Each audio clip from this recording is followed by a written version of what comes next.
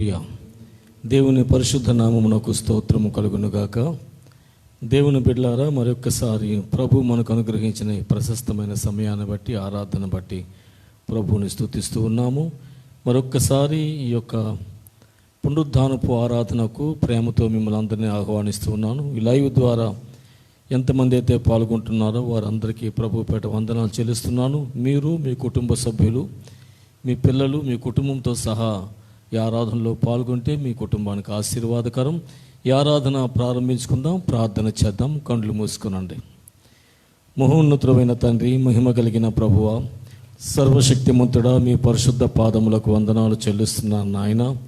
మీ ప్రేమ, కరుణా కటాక్షములు, మీ వాత్సల్యమును బట్టి మరి యొక్క ప్రశస్తమైన పునరుద్ధానపు ఆరాధన మాకు అనుగ్రహించారు స్వామి. అది మా ధన్యత నాయన.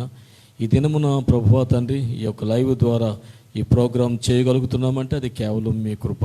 ఎందరైతే ఈ ప్రోగ్రామును వీక్షిస్తున్నారో వారందరిపై మీ కరుణా కటాక్షములు, కృపాక్షేమములు వారికి దయచేయమని ప్రార్థన చేస్తున్నాను. కుటుంబ సమేతముగా ప్రభా మిమ్మల్ని ఆరాధించుట మా భాగ్యము. నేనును నా ఇంటి వారును యెహోవాను సేవించేదమన్న వాక్య ప్రకారంగా కుటుంబ సమేతంగా ఆరాధనలో పాల్గొనడం మా భాగ్యమై ఉన్నది తండ్రి. ఇదిగో నాయన, ఈ ఆరాధన అంతటిని మీ పరిశుద్ధ పాదాలకు అప్పగిస్తున్నాను. పాటలు పాడే బిడ్డలను, స్తుతి ఆరాధన చేసే బిడ్డలను, అలాగే తండ్రి వాక్య ధ్యానం ముందు కూడా మీరు ఉండమని ప్రార్థన చేస్తున్నాను. తండ్రి ప్రభువా, మీకు వందనాలు చెల్లిస్తున్నాను తండ్రి. ఈ ఆరాధన యొక్క ప్రత్యేకమైన ఆశీర్వాదాలు వీక్షిస్తున్న అందరిపై మీరు కుమ్మరించి ఆది నుంచి అంచె వరకు మీ కృపచేత నడిపించి మీరే మహిమ, ఘనత, ప్రభావం పొందమని యేసు క్రీస్తు వారి పరిశుద్ధ నామను వేడుకొనుచున్నాను తండ్రి. ఆమేన్. కొన్ని పాటలు పాడుకొని ప్రభు నామాన్ని మహింపరుద్దాం. Praise the lord.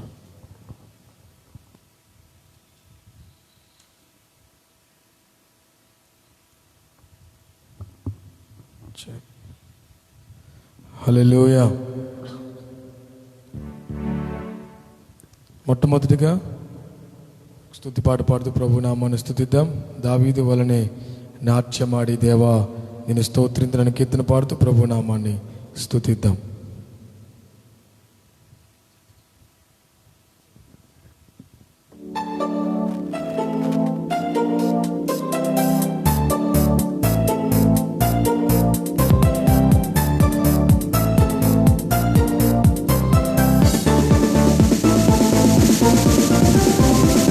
దావీదు వలనే నాట్యమాడి దేవాని స్తోత్రింతును.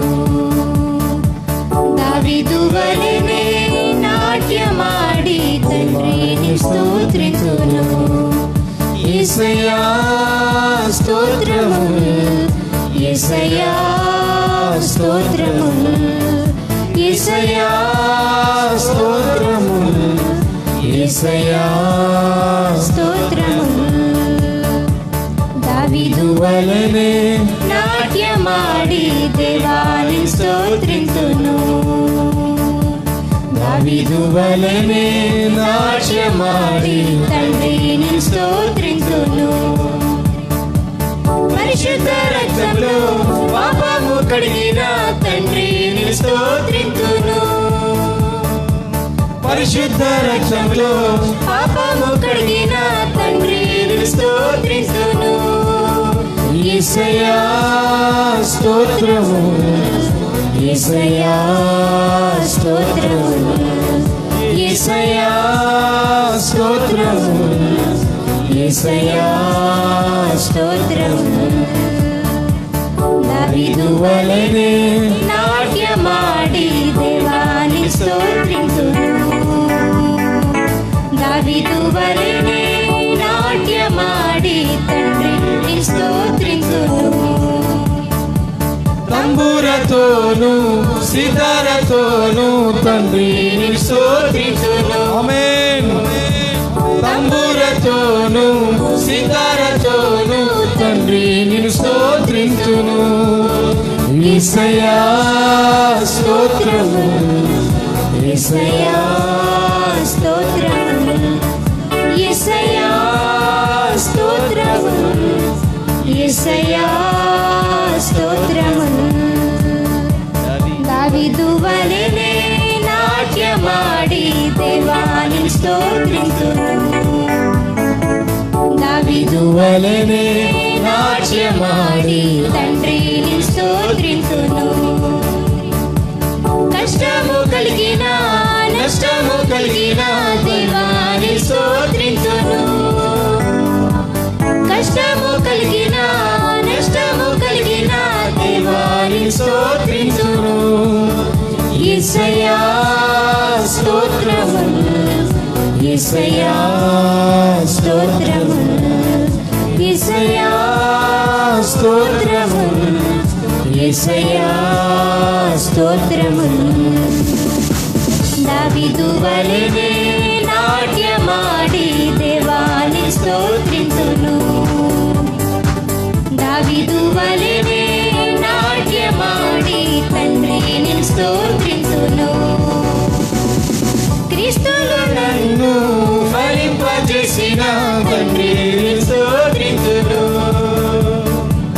క్రీస్తులో నన్ను ఫలింపజేసిన తండ్రిని స్తోత్రింతును. యేసయ్యా స్తోత్రము, యేసయ్యా స్తోత్రము, యేసయ్యా స్తోత్రము, యేసయ్యా స్తోత్రము.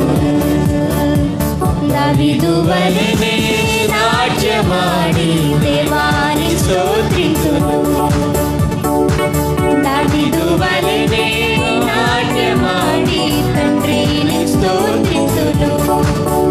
యేసయ్యా స్తోత్రము, యేసయ్యా స్తోత్రము, యేసయ్యా స్తోత్రము, యేసయ్యా స్తోత్రము. హల్లెలూయా, హల్లెలూయా. నీవు లేని రోజు అసలు రోజే కాదయ్యన కీర్తన పాడుతూ ప్రభు నామాన్ని స్తుతిద్దాం.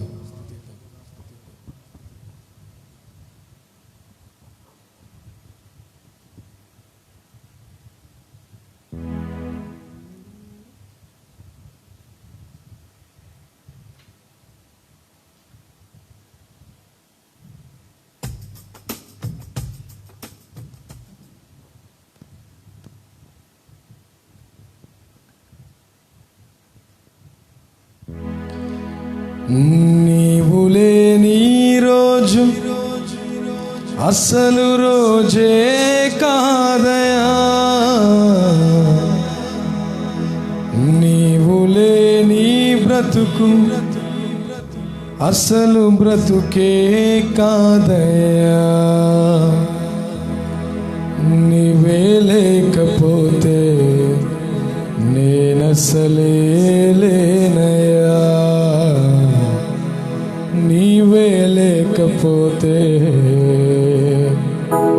నేనసలే లేనయా.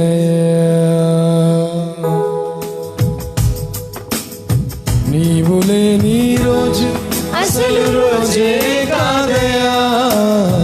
నీవు లేని బ్రతుకు అసలు బ్రతుకే కాదయా. నీవు లేని రోజు అసలు రోజే కాదయా. నీవు లేని బ్రతుకు అసలు బ్రతుకే కాదయా. నీవే లేకపోతే నేనసలే లేనయా. నీవే లేకపోతే నేనసలే లేనయా. బాధ కలుగు వేళలో నెమ్మది నాకిచ్చావు. నా కన్నీరు తుడిచి నా చేయి పట్టావు. బాధ కలుగు వేళలో నెమ్మది నాకిచ్చావు. నా కన్నీరు తుడిచి నా చేయి పట్టావు.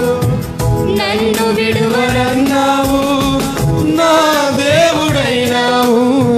నన్ను విడువనన్నావు, నా దేవుడైనావు. నీవే లేకపోతే నేనసలే లేనయా.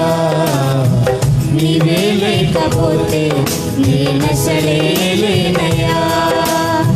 నీవు లేని రోజు అసలు రోజే కాదయా.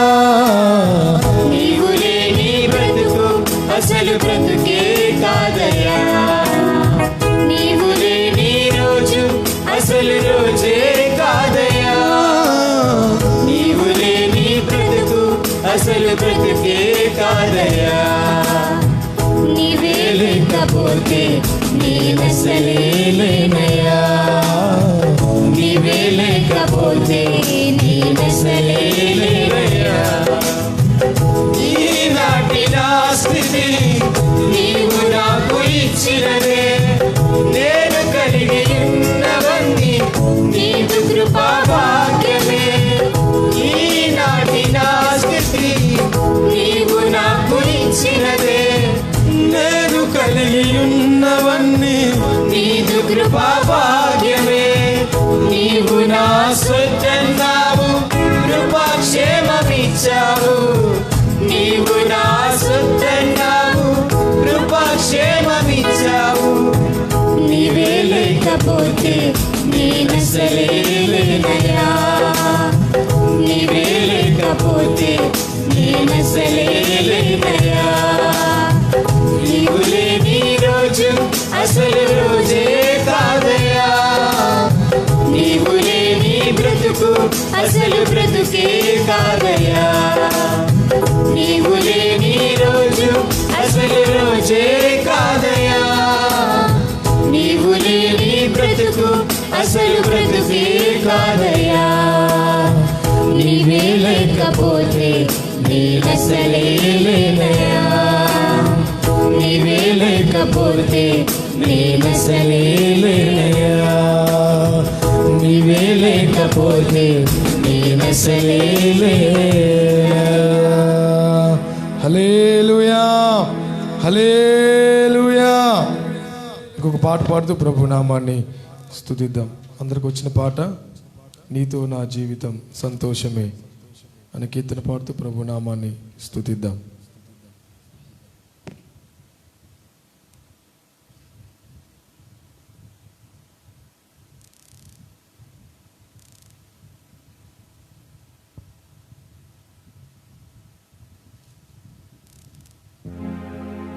అందరికి వచ్చిన పాట నీతో నా జీవితం సంతోషమైన కీర్తన పాడుతూ ప్రభు నామాన్ని స్తుతిద్దాం. లైవ్లో అందరైతే చూస్తూ ఉన్నారో మాతో కలిసి ప్రభు నామాన్ని స్తుతించవలసిందిగా ప్రభు పేట మనవి చేస్తున్నాను. ఆరాధ్యుడా యేసయ్యా,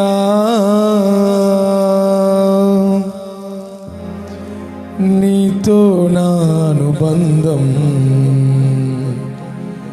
మాధుర్యమే, మాధుర్యమే, అనుబంధమే, నీతో నా అనుబంధం మాధుర్యమే.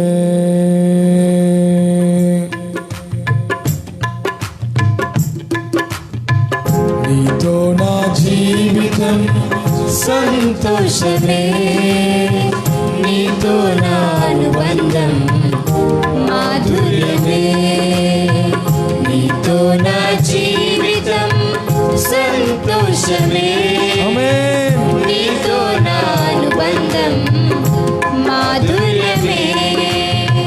నా యేసయ్యా కృప చూపుచున్నావు, వాత్సల్య పూర్ణుడవై నా యేసయ్యా నడిపించుచున్నావు, స్ఫూర్తి ప్రదాతవై.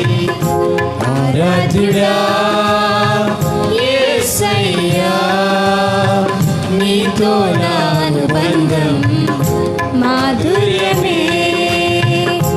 ఆరాధ్యుడా యేసయ్యా, నీతో నా అనుబంధం మాధుర్యమే.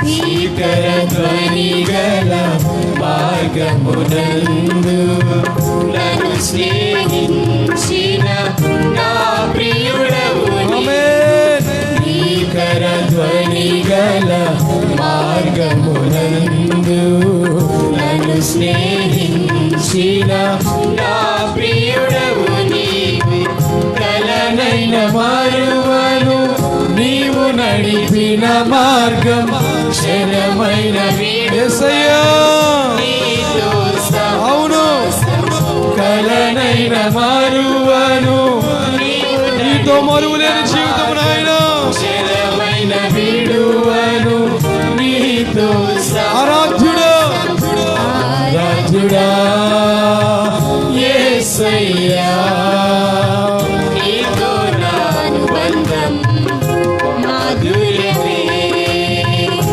ఆరాధ్యుడా యేసయ్యా నీతో నా అనుబంధం మాధుర్యమే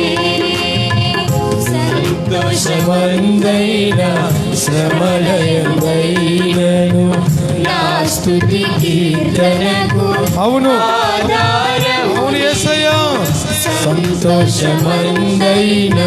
శ్రమలయందైనను నా స్తుతి కీర్తనకు ఆధారము నీవు నిత్యమైన మహిమలో నన్ను నిలుపుటకు శుద్ధ సువర్ణముగా నన్ను మార్చుచున్నావు నిత్యమైన మహిమ నన్ను నిలుపుటకు శుద్ధ సువర్ణముగా నన్ను ఆరాధనకు యోగ్యుడాయనే ఆరాధ్యుడా యేసయ్యా నీతో నా అనుబంధం మాధుర్యమే ఆరాధ్యుడా యేసయ్యా నీతో నా అనుబంధం మాధుర్యమే ఆకాశం నుండి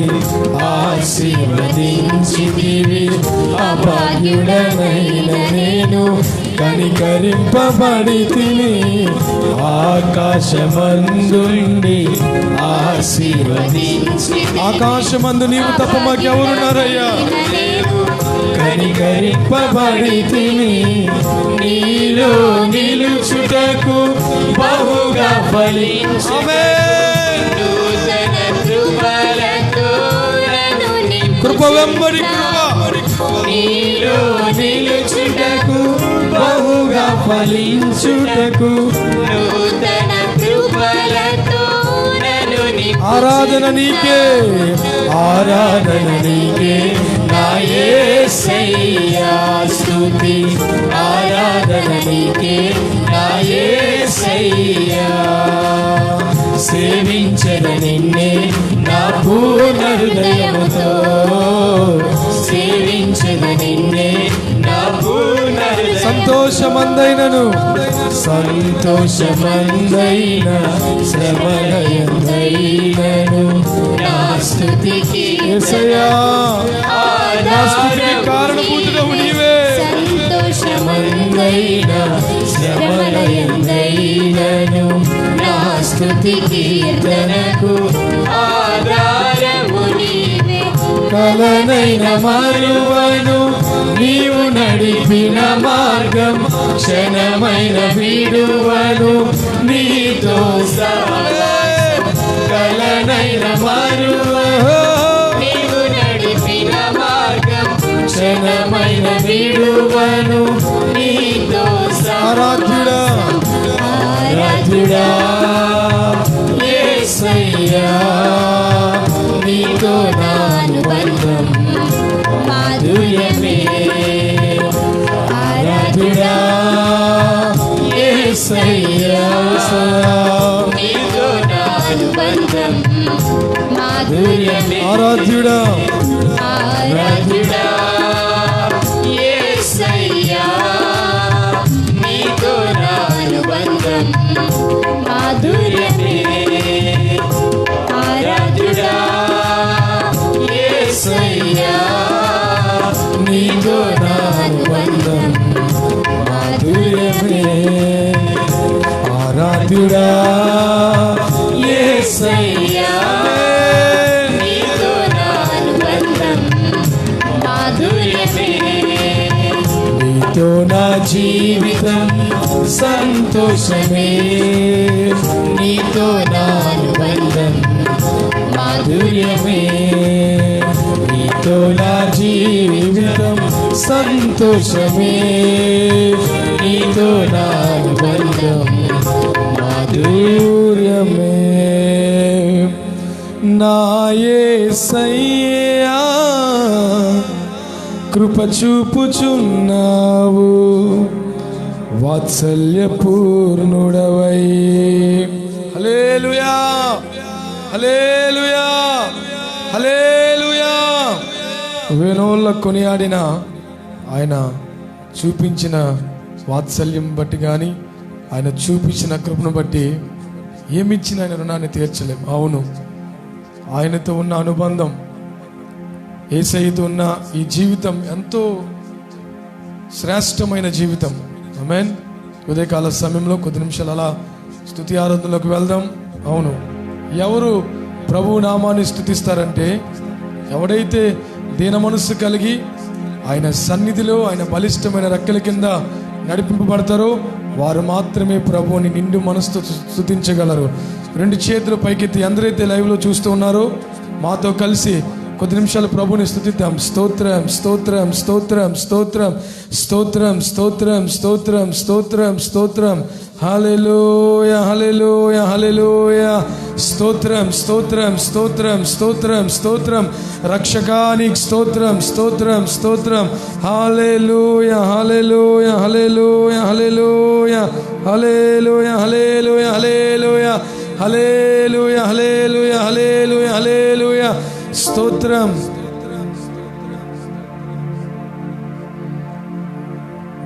నీ ముఖము మనోహరము, నీ స్వరము మాధుర్యము, నీ పాదాలు అపరంజిమయము. యేసయ్యా నా ప్రాణ ప్రియుడా, మనగలనా నిను వీడి క్షణమైన. యేసయ్యా నా ప్రాణ ప్రియుడా, బ్రతుకలేనయ్యా నిను వీడి క్షణమైనా. నీ ముఖము మనోహరము, నీ స్వరము మాధుర్యము, నీ పాదాలు అపరంజిమయము. యేసయ్యా నా ప్రాణ ప్రియుడా, మనగలనా నిను వీడి క్షణమైన. యేసయ్యా నా ప్రాణ ప్రియుడా, మనగలనా నిను వీడి క్షణమైన. నీ ముఖము మనోహరము, నీ స్వరము మాధుర్యము, నీ పాదాలు అపరంజిమయము. నీవే నా తోడువై, నీవే నా జీవమై, నా హృదయలోన నిలిచిన జ్ఞాపికవై. నీవే నా తోడువై, నీవే నా జీవమై, నా హృదయలోన నిలిచిన జ్ఞాపికవై. అనువనువున నీ కృప నిశ్చితమై, నన్ను ఎన్నడు వీడని అనుబంధమై. అనువనువున నీ కృప నిక్షిప్తమై, నన్ను ఎన్నడు వీడని అనుబంధమై. యేసయ్యా నా ప్రాణ ప్రియుడా, ఆమేన్. మనగలనా నిను వీడి క్షణమైన. యేసయ్యా నా ప్రాణ ప్రియుడా, మనగలనా నిన్ను వీడి క్షణమైన నీ ముఖము మనోహరము, నీ స్వరము మాధుర్యము, నీ పాదాలు అపరంజిమయము. నీవే నా శైలమై, నీవే నా శృంగమై, నా విజయానికే నీరు భుజ బలమై, నీవే నా శైలమై, నీవే నా శృంగమై, నా విజయానికే నీవు భుజ బలమై. అనుక్షణమున శత్రువుకు ప్రత్యక్షమై నన్ను వెనుదీయనీయక వెనుతట్టినావు. అనుక్షణమున శత్రువుకు ప్రత్యక్షమై నన్ను వెనుదిరుగనీయక యేసయ్యా, యేసయ్యా నా ప్రాణ ప్రియుడా, మనగలనా నిన్ను వీడి క్షణమైన. యేసయ్యా నా ప్రాణ, యేసయ్యా మనగలనా నిన్ను వీడి క్షణమైన నీ ముఖము మనోహరము, నీ స్వరము మాధుర్యము, నీ పాదాలు అపరంజిమయము. నీవే వెలుగువై, నీవే ఆలయమై, నా నిత్యత్వమునకు ఆద్యంతమై. నీవే వెలుగువై, నీవే ఆలయమై, నా నిత్యత్వమునకు ఆద్యంతమై. లోకాన శుద్ధులతో పరిచయమై నన్ను మరచి నేనేమి చేసేను. అమరలోకాన శుద్ధులతో పాలనారెన నన్ను మరచి నేనే. యేసయ్యా, యేసయ్యా నా ప్రాణ. అందరూ లైవ్ లో చూస్తున్న ప్రతి ఒక్కరు ప్రభు నామాన్ని మనస్ఫూర్తిగా స్తుతిద్దాం. యేసయ్యా నా ప్రాణ ప్రియుడా, మనగలనా నిన్ను వీడి క్షణమైన నీ ముఖము మనోహరము, నీ స్వరము మాధుర్యము, నీ పాదాలు అపరంజిమయము. యేసయ్యా నా ప్రాణ ప్రియుడా, మనగలనా నిన్ను వీడి క్షణమైన. యేసయ్యా నా ప్రాణ ప్రియుడా, మనగలనా నిన్ను వీడి క్షణమైన నీ ముఖము మనోహరము, నీ స్వరము మాధుర్యము, నీ పాదాలు అపరంజిమయము. నిన్నే నిన్నే కొలుతునయా, నీవే నీవే నా రాజువయ్యా, నిన్నే నిన్నే కొలుతునయా, నీవే నీవే నా రాజువయ్యా. యేసయ్యా యేసయ్యా యేసయ్యా యేసయ్యా యేసయ్యా యేసయ్యా.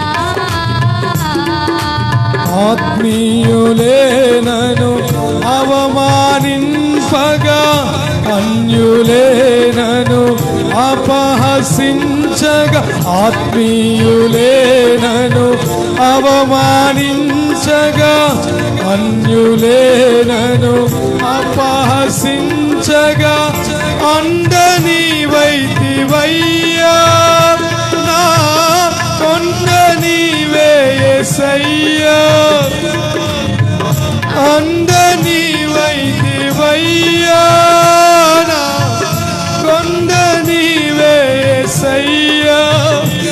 యేసయ్యా యేసయ్యా యేసయ్యా ఆకాశమందు నీవు తప్ప మాకెవరు లేరు. యేసయ్యా పిలవండి పిలవండి. యేసయ్య నామము శక్తి కలిగిన నామము, పరము నుంచి పోయబడిన పరిమళ తైలాభిషేకం. యేసయ్యా యేసయ్యా పరిశుద్ధాత్ముడా ఆత్మ చేత నింపండి. యేసయ్యా యేసయ్యా యేసయ్యా యేసయ్యా రిబాషందరి కరలా బాబా. యేసయ్యా యేసయ్యా యేసయ్యా యేసయ్యా నిన్నే నిన్నే కొలుతునయ్యా. నీవే నీవే నా రాజువయ్యా. నిన్నే నిన్నే కొలుతునయ్యా. నీవే నీవే నా రాజువయ్యా. యేసయ్యా యేసయ్యా యేసయ్యా యేసయ్యా యేసయ్యా యేసయ్యా యేసయ్యా యేసయ్యా యేసయ్యా యేసయ్యా యేసయ్యా నిన్నే నిన్నే కొలుతునయ్యా. నీవే నీవే నా రాజువయ్యా. నిన్నే నిన్నే కొలుతునయ్యా. నీవే నీవే నా రాజువయ్యా. యేసయ్యా యేసయ్యా అందరూ అందరూ యేసయ్యని చెప్తాం. యేసయ్యా యేసయ్యా యేసయ్యా యేసయ్యా యేసయ్యా యేసయ్యా కొండలలో లోయలలో అడవులలో ఎడారులలో కొండలలో ఏ దిక్కులేని మమ్మలను ఏర్పరిచిన దేవుడవు. ఎడారులలో నన్ను గమనించినావా. నిన్నే గణపరతునయ్యా. నన్ను గమనించినావా. నిన్నే గణపరతునయ్యా. యేసయ్యా యేసయ్యా యేసయ్యా యేసయ్యా నిన్నే నిన్నే కొలుతునయ్యా. నీవే నీవే నా రాజువయ్యా. నిన్నే నిన్నే కొలుతునయ్యా. నీవే నీవే నా రాజువయ్యా. యేసయ్యా యేసయ్యా యేసయ్యా యేసయ్యా యేసయ్యా యేసయ్యా అదే. యేసయ్యా యేసయ్యా యేసయ్యా యేసయ్యా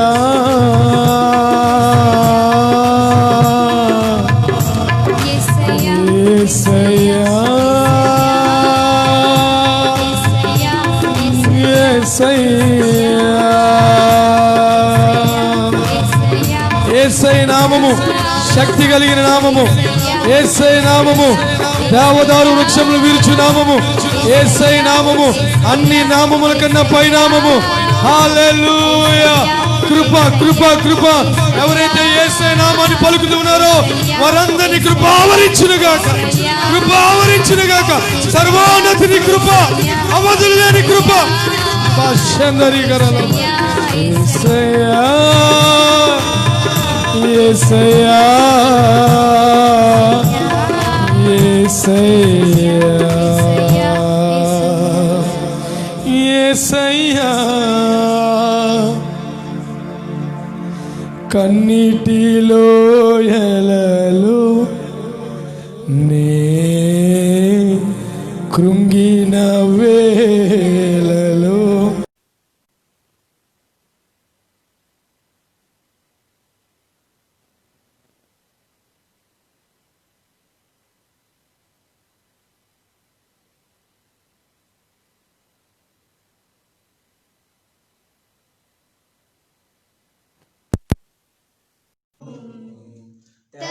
తలంచుచు కృపలను తలంచుచు ఆయుష్కాలమంతా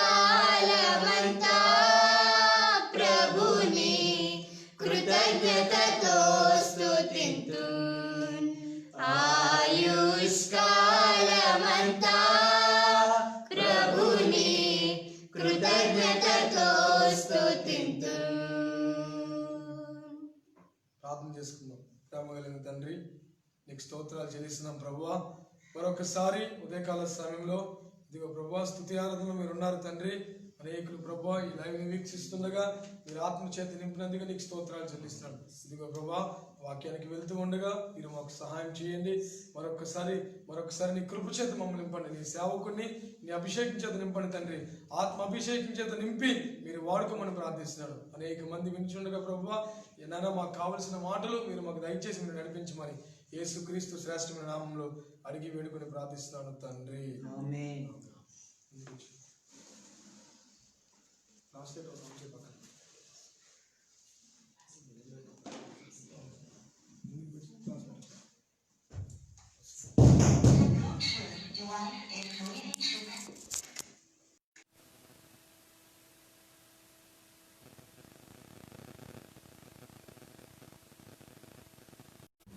ప్రభు అనుగ్రహించినటువంటి ఈ ప్రశస్తమైన మహోన్నతమైన ఆరాధన బట్టి ప్రభువుకు వందనాలు చెల్లిస్తూ ఉన్నాను.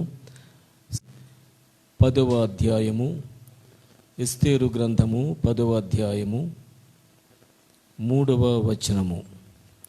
ఎస్తేరు గ్రంథము 10వ అధ్యాయము 3వ వచనము.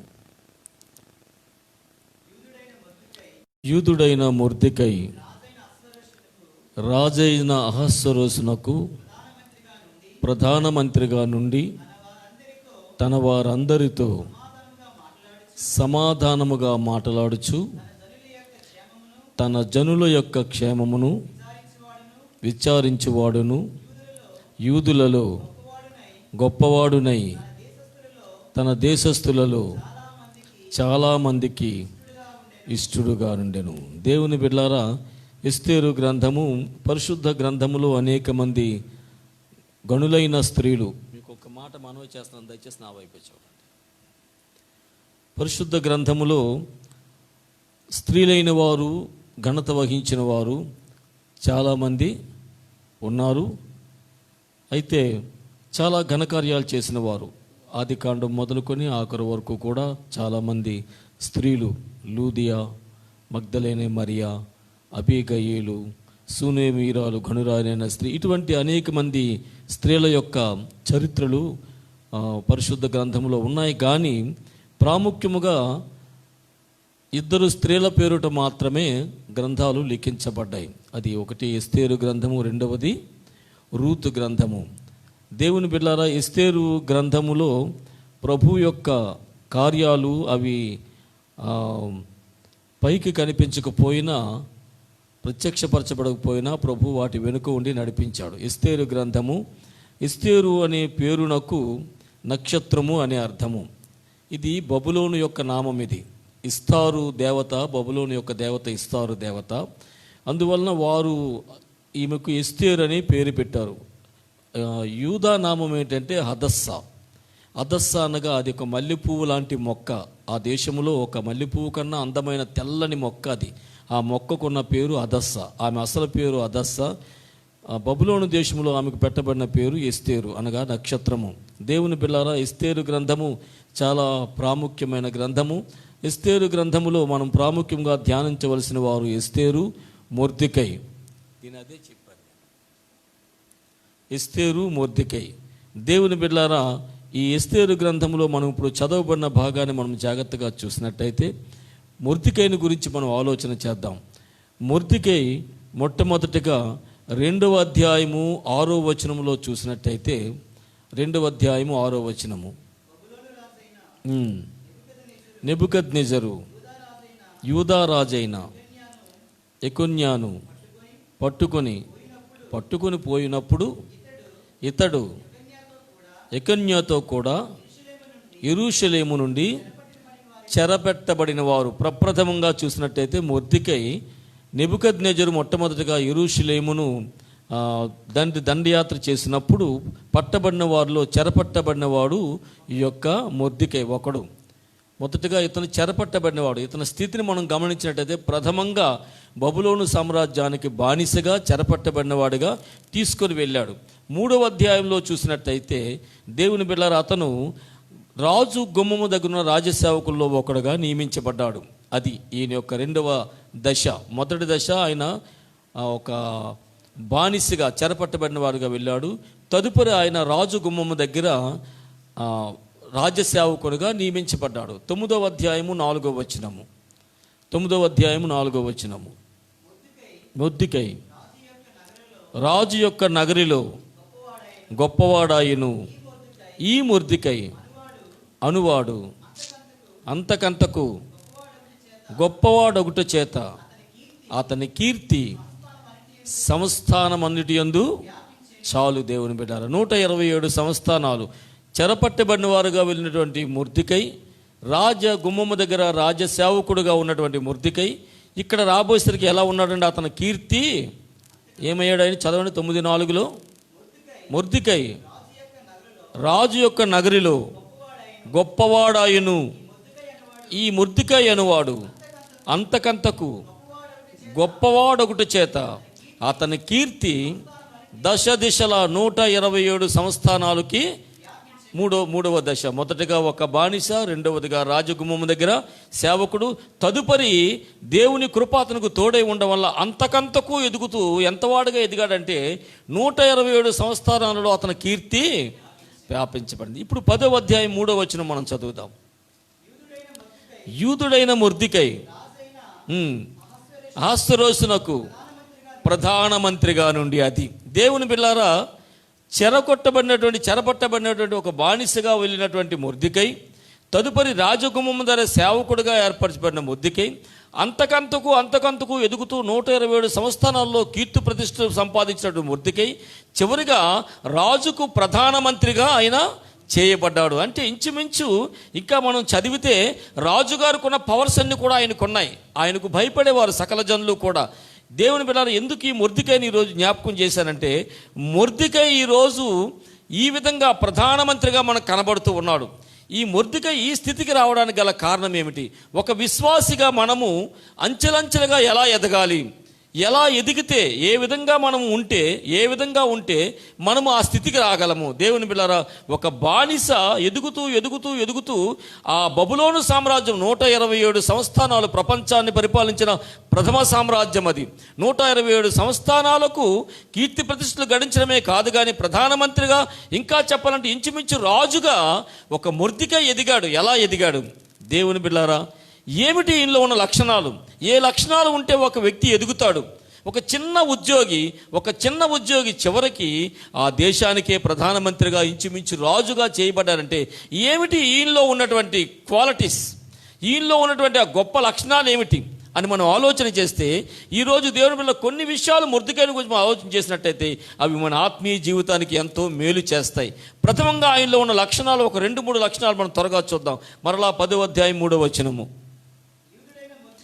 యూదుడైన మొర్దెకై రాజైన అహస్వేరోషునకు ప్రధానమంత్రిగా ఉండి తన వారందరితో, గమనించండి, తన వారందరితో సమాధానముగా మాట్లాడుచు తన జనుల యొక్క క్షేమమును విచారించువాడును, యూదులలో గొప్పవాడునై తన దేశస్థులలో చాలా మందికి ఇష్టడుగా నుండెను. దేవునికి స్తోత్రం కలుగును గాక. దేవుని బిడ్డలారా, ఒక విశ్వాసి ఎదుగుతూ అనేకమైన గొప్ప స్థితికి రావాలి అంటే మొర్దెకైని మనం జాగ్రత్తగా గమనించినట్టే మొర్దెకైలో ముఖ్యంగా 3 క్వాలిటీస్ మనకు కనబడుతున్నాయి. ప్రథమంగా మొర్దెకై తన జనులందరితో సమాధానముగా ఉండేవాడు. రెండవదిగా దేవుని బిడ్డలారా, తన జనుల క్షేమమును చూచేవాడు. చివరిగా దేవుని బిడ్డలారా, అందరికీ ఇష్టడుగా ఉన్నవాడు. ఈ క్వాలిటీస్ లేకుండా దేవుడు ఎవరిని గొప్పవాడిని చేయడు. తప్పనిసరిగా దేవుడు ఒక వ్యక్తిని పైకి లేపాలని చూస్తాడు, గొప్పవాడిగా ఉంచాలని చూస్తాడు. దేవుడు కోరుకునే లక్షణాలు ఏ వ్యక్తిలో కనబడతాయో, ఏ విశ్వాసంలో కనబడతాయో ఆ విశ్వాసిని దేవుడు విడిచిపెట్టడు.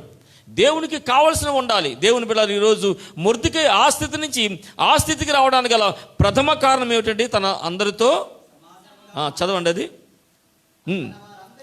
తన వారందరితో సమాధానముగా మాట్లాడచ్చు. ప్రథమంగా విశ్వాసికి కావాల్సింది ఏమిటండి? సమాధానము. సమాధానం అనేది చాలా గొప్పదండి, చాలా గొప్పది. సమాధానం అనేది చాలా గొప్పది. అందుకే మత్తయి సువార్త 5:6 చదవద్దు, కానీ సమాధానపరచువారు ధన్యులు వారు దేవుని కుమారులు అనబడదు. సమాధానం అనేది చాలా గొప్పది. ప్రథమంగా సమాధానము 3 విధాలుగా ఉంది. మొదటిగా సమాధానం ఏమిటి? కొరింథీయులకు రాసిన మొదటి పత్రిక. దేవుని బిడ్డలారా, సమాధానం అనేది చాలా విశ్వాస జీవితంలో చాలా ప్రాముఖ్యమైనది. దేవుడు మనలో ఒక వ్యక్తిని ఘనపరచాలంటే ఆ వ్యక్తిలో ముందు ఉండవలసినటువంటి మంచి క్వాలిటీ ఏమిటంటే సమాధానం అనేది ఆ వ్యక్తిలో ఉండాలి. ఏమిటి సమాధానము? 3 విధాలుగా ఉంది. ప్రథమంగా సమాధానము కొరింథీయులకు రాసిన మొదటి పత్రిక 7వ అధ్యాయము 15వ వచనము. అయితే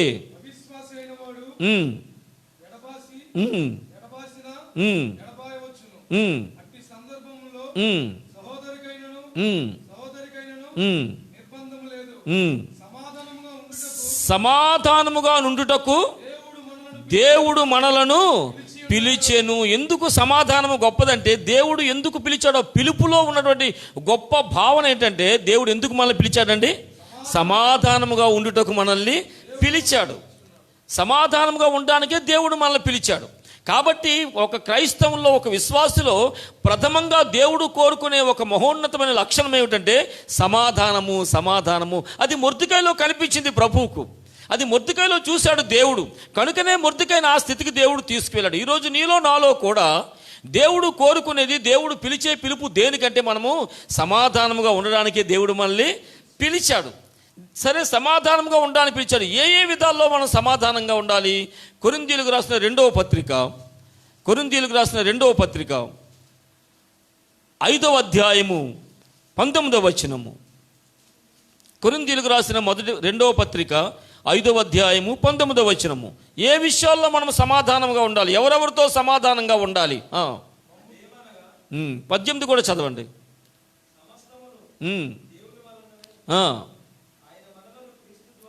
ఆయన మనలను క్రీస్తు ద్వారా తనతో సమాధాన, కొద్దిగా గట్టిగా బిగ్గరగా నన్ను కొట్టినట్టు చదవాలి. అది చదువు.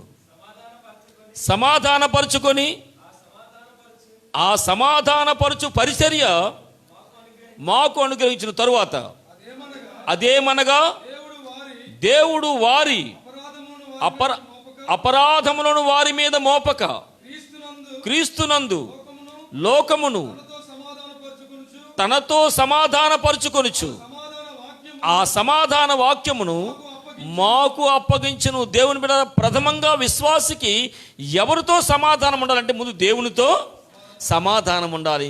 సమాధాన పరుచుకోవడానికి దేవుడే భూలోకానికి దిగివచ్చి తండ్రి అయిన దేవునితో మానవుడు పోగొట్టుకున్న సమాధానాన్ని, ఆ శాంతిని, ఆ ఆనందాన్ని తిరిగి పొందించడానికి క్రీస్తును భూలోకానికి పంపించి ఈ లోకమును అనగా మనలను క్రీస్తు ద్వారా తనతో, అది అలా మాట్లాడాల, తనతో సమాధాన పరుచుకున్నాడు. దేవుని బిడ్డ, ఒక విశ్వాసికి ప్రథమంగా దేవునితో సమాధానం ఉండాలి.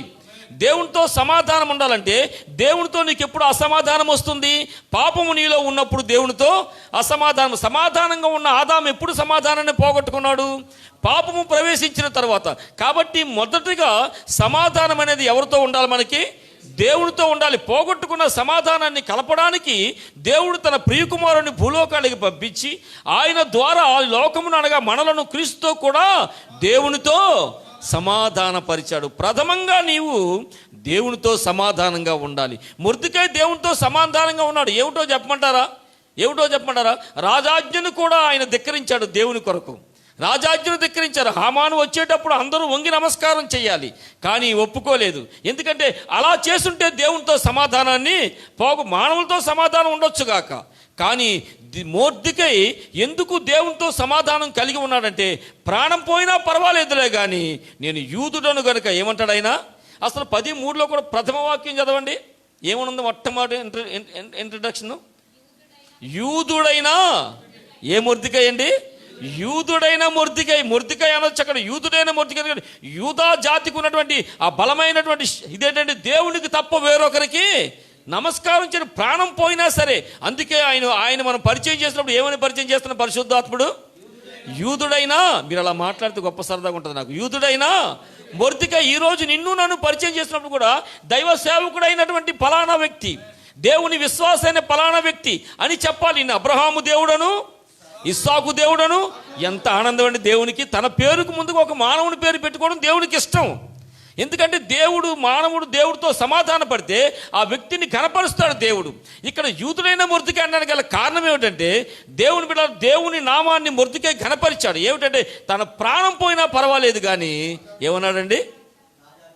రాజాజ్ఞ అయినా పర్వాలేదు, ధిక్కరిస్తాను కానీ దేవునికి తప్ప వేరొకరికి నేను నమస్కారము చేయను అన్నాడు. దేవుని బిడ్డలారా, నిజమే, మానవుడు దేవునితో పోగొట్టుకున్న సమాధానాన్ని కలపడానికి తన ప్రియకుమారుని యేసుక్రీస్తుని లోకానికి పంపించి తన ప్రశస్త రక్తము ద్వారా, ఇంకా చదవండి ఎఫెసీయులకు రాసిన పత్రిక 2వ అధ్యాయము, ఎఫెసీయులకు రాసిన పత్రిక 2వ అధ్యాయము 16వ వచనం చదవండి. 16వ వచనము, ఎఫెసీయులకు రాసిన పత్రిక 2వ అధ్యాయం 16వ వచనము. తన సిలువ వలన ఆ ద్వేషమును, ఏ ద్వేషమును? అసమాధానమును, ఎదేను తోటలో వచ్చినటువంటి అసమాధానమును, ఆ ద్వేషమును సంహరించి దాని ద్వారా వారిద్దరిని చేసి దేవునితో సమాధానపరచవలనని ఇలాగు చేసిన కనుక ఆయనయే దేవునికి స్తోత్రం కలుగును గాక, దేవునికి స్తోత్రం కలుగును గాక, దేవునికి స్తోత్రం కలుగును గాక. ఆ చివరి నువ్వు చెప్పాలి, దేవునికి స్తోత్రం కలుగును గాక. దేవుని బిడ్డలారా, క్రీస్తుతో కూడా మనం ఇప్పుడు ఏమై ఉన్నామండి? సమాధానం పరచబడ్డాము. ఆయన సమాధాన కర్త అయి ఉన్నాడు. కనుక ప్రతి విశ్వాసి కూడా సమాధానముగా ఉండడానికే దేవుడు పిలిచాడు మనల్ని. మొర్దెకై అంత గొప్పవాడు గల కారణం ఏమిటంటే ప్రథమంగా ఆయన అందరితో సమాధానము, ముఖ్యంగా దేవునితో సమాధానము కలిగిన వాడు. ఈరోజు దేవుని బిడ్డలారా, విశ్వాసిగా నీవు దేవునితో ఉన్న సమాధానాన్ని నువ్వు కలిగి ఉన్నావా, పోగొట్టుకున్నావా? ఒకవేళ పాపం అనేది నీలో ప్రవేశిస్తే నీకు చెప్పకుండే అసమాధానము చోటు చేసుకుంటుంది, సమాధానము దూరం అయిపోతూ ఉంటుంది. కనుక ఈరోజు నువ్వు దేవునితో సమాధానము కలిగి ఉన్నావా లేదా అనేది నీ అంతరాత్మ నీవే ప్రశ్నించుకో. ఈరోజు నిజమే, దేవునితో సమాధానం కలిగి ఉంటే నిన్ను ఎంతకైనా తీసుకెళ్ళగలిగిన దేవుడు ఆయన. నిన్ను ఎంత గొప్ప స్థితికైనా, ఈ ప్రపంచాన్ని అప్పగించగలడు ఆయన. అంత గొప్ప దేవుడు ఆయన. ఒక బానిసగా వచ్చిన వాడిని ఆ దేశ ప్రధానమంత్రిగా, ఇంచుమించు రాజుగా చేయడానికి గల కారణం ఏమిటంటే ఒక మంచి క్వాలిటీ మొర్దెకైలో కనిపించింది. అదే సమాధానం అనే క్వాలిటీ నీలో కనబడితే, దేవునితో సమాధానం నువ్వు కలిగి ఉండగలిగితే నిన్ను ఎంతకైనా తీసుకెళ్ళగలిగిన గొప్ప దేవుడు అని ఈరోజు ప్రభువు మాట్లాడుతున్నాడు. దేవునికి స్తోత్రం కలుగును గాక, దేవునికి స్తోత్రం కలుగును గాక. దేవుని బిడ్డలారా, ప్రథమంగా నువ్వు ఎవరితో సమాధానం కలిగి ఉండాలి? దేవునితో సమాధానం కలగాలి. రెండవ విషయాన్ని కూడా గమనిద్దాం. హెబ్రీయులకు రాసిన పత్రిక 12వ అధ్యాయము, హెబ్రీయులకు రాసిన పత్రిక 12వ అధ్యాయము 14వ వచనము. అందరితో సమాధానమును పరిశుద్ధతయు కలిగి ఉండుటకు. అది మొదటగా ఎవరితో సమాధానము? ఇక్కడ ఏమంటున్నాడు ఈయన? రెండవది ఎవరితోనండి? దేవునితో సమాధానము కలిగిన వ్యక్తి. అంతే కాకుండా ఏం చేయాలండి? అందరితో సమాధానము కలిగి ఉండి పరిశుద్ధతను కలిగి ఉండుటకు ప్రయత్నించుడి. సమాధానము కొరకు ప్రయత్నించండి. దేవునితో సమాధానము నీవు ఉండాలి. ఆ తదుపరి అందరితో సమాధానము నీవు కలిగి ఉండాలి. నీ ఇరుగు పొరుగు వారితో సమాధానం నీకు ఉందా లేదా నీ అంతరాత్మ నువ్వే ప్రశ్నించుకో. ఒకవేళ నీ శత్రువుతో నీకు సమాధానం కావాలి, ముఖ్యంగా నీ మంచివారితో నీకు సమాధానం అనేది ఎప్పుడూ ఉంటుంది. కానీ నిన్ను ఎవరైనా ద్వేషిస్తే వారితో సమాధానాన్ని కోరుకుంటూ ఉన్నావా? దేవుని బిడ్డలారా, రెండవదిగా అందరితో సమాధానం కావాలి. పరిశుద్ధతను కలిగి ఉండుటకు ప్రయత్నించాలి. మనం రక్షణ పొందామన్నంత మాత్రాన కాదు, కానీ రక్షణ పొందుతూ ఉండాలి, రక్షణ కాపాడుకుంటూ ఉండాలి. రక్షణ పొంది ఉన్నాము, పొందుచున్నాము, పొందబోచున్నాము. త్రికాల రక్షణ, భూత వర్తమాన భవిష్యత్ కాలంలో ఉంది రక్షణ. ఒక్కసారి జరిగిపోలేదు. మనం కృపచేత రక్షించబడ్డామని అయిపోయిన ఇష్టానుసారంగా జీవిస్తే అది రక్షణ కొనసాగింపు కాదు. రక్షణ పొందాలి, రక్షణ కొనసాగించాలి, అంతం వరకు రక్షణను కాపాడుకోవాలి. భూత వర్తమాన భవిష్యత్ కాలంలో నువ్వు చేయగలిగిందే రక్షణ. దేవుని బిడ్డలారా, కనుకనే ఆయన అంటూ ఉన్నాడు, అందరితో నువ్వేం చేయాలండి? సమాధానము కలిగి ఉండకపోతే రక్షణ పోగొట్టుకుంటావు నువ్వు. పరిశుద్ధతను నువ్వేం చేయాలి? కలిగి ఉండుటకు నువ్వేం చేయాలి? ప్రయత్నం చేయాలి, ప్రాక్టీస్ చేయాలి. ప్రతి దినము కూడా నీ పరిశుద్ధతను నువ్వు కాపాడుకుంటున్నావో లేదో నువ్వు టెస్ట్ చేసుకోవాలి. ప్రతిదినము నిన్ను నీ పడక మీదకి వెళ్ళేటప్పటికి ఈరోజు నీ పరిశుద్ధతలో ఎక్కడైనా దెబ్బ తగిలిందా, పరిశుద్ధత ఏమైనా పాడయిందా అని నిన్ను పరీక్షించుకోవాలి. అది విశ్వాస యొక్క ప్రథమ లక్షణం. కనుక దేవుని బిడ్డలారా, దేవునితో సమాధానము కలిగి ఉండాలి. రెండవది, మనుషులందరితో సమాధానము కలిగి ఉండాలి. పరిశుద్ధత కలిగి ఉండడానికి ప్రయత్నించాలి. రోమీలకు రాసిన పత్రిక 12వ అధ్యాయము, రోమీలకు రాసిన పత్రిక 12వ అధ్యాయము 18వ వచనం కూడా చదవండి త్వరగా. సత్యమైతే నీ చేతనైనంత మట్టుకు సమస్త మనుష్యులతో సమాధానముగా ఉండేది. సత్యమైతే నీ చేతనైతే, సత్యమైతే నీ చేతనైనంత మట్టుకు సమస్త మనుష్యులతో సమాధానముగా ఉండుడి, సమాధానముగా ఉండుడి. నీ చేతనైనంత మట్టుకు ఆఖరి వరకు కూడా సమాధానం కొరకు నువ్వు ప్రయత్నం చేయి. ఎందుకంటే సమాధానం అనేది చాలా గొప్పది. 34వ కీర్తన 14వ వచనం చదవండి. 34వ కీర్తన 14వ వచనము. కీడు చేయట మాని మేలు చేయుము, సమాధానమును వెదకి వెంటాడుము. చేతనైతే నా అర్థం అది. సమాధానాన్ని ఏం చేయాలి? నువ్వు వెతకాలి, వెదకి వెంటాడాలి, అది ప్రయత్నించాలి, సంపాదించుకోవాలి. ఎందుకంటే సమాధానం లేకపోతే దేవునితో నీకు సంబంధం లేదు. కనుక నేను సమాధానం అందరితో కలిగి ఉండాలి.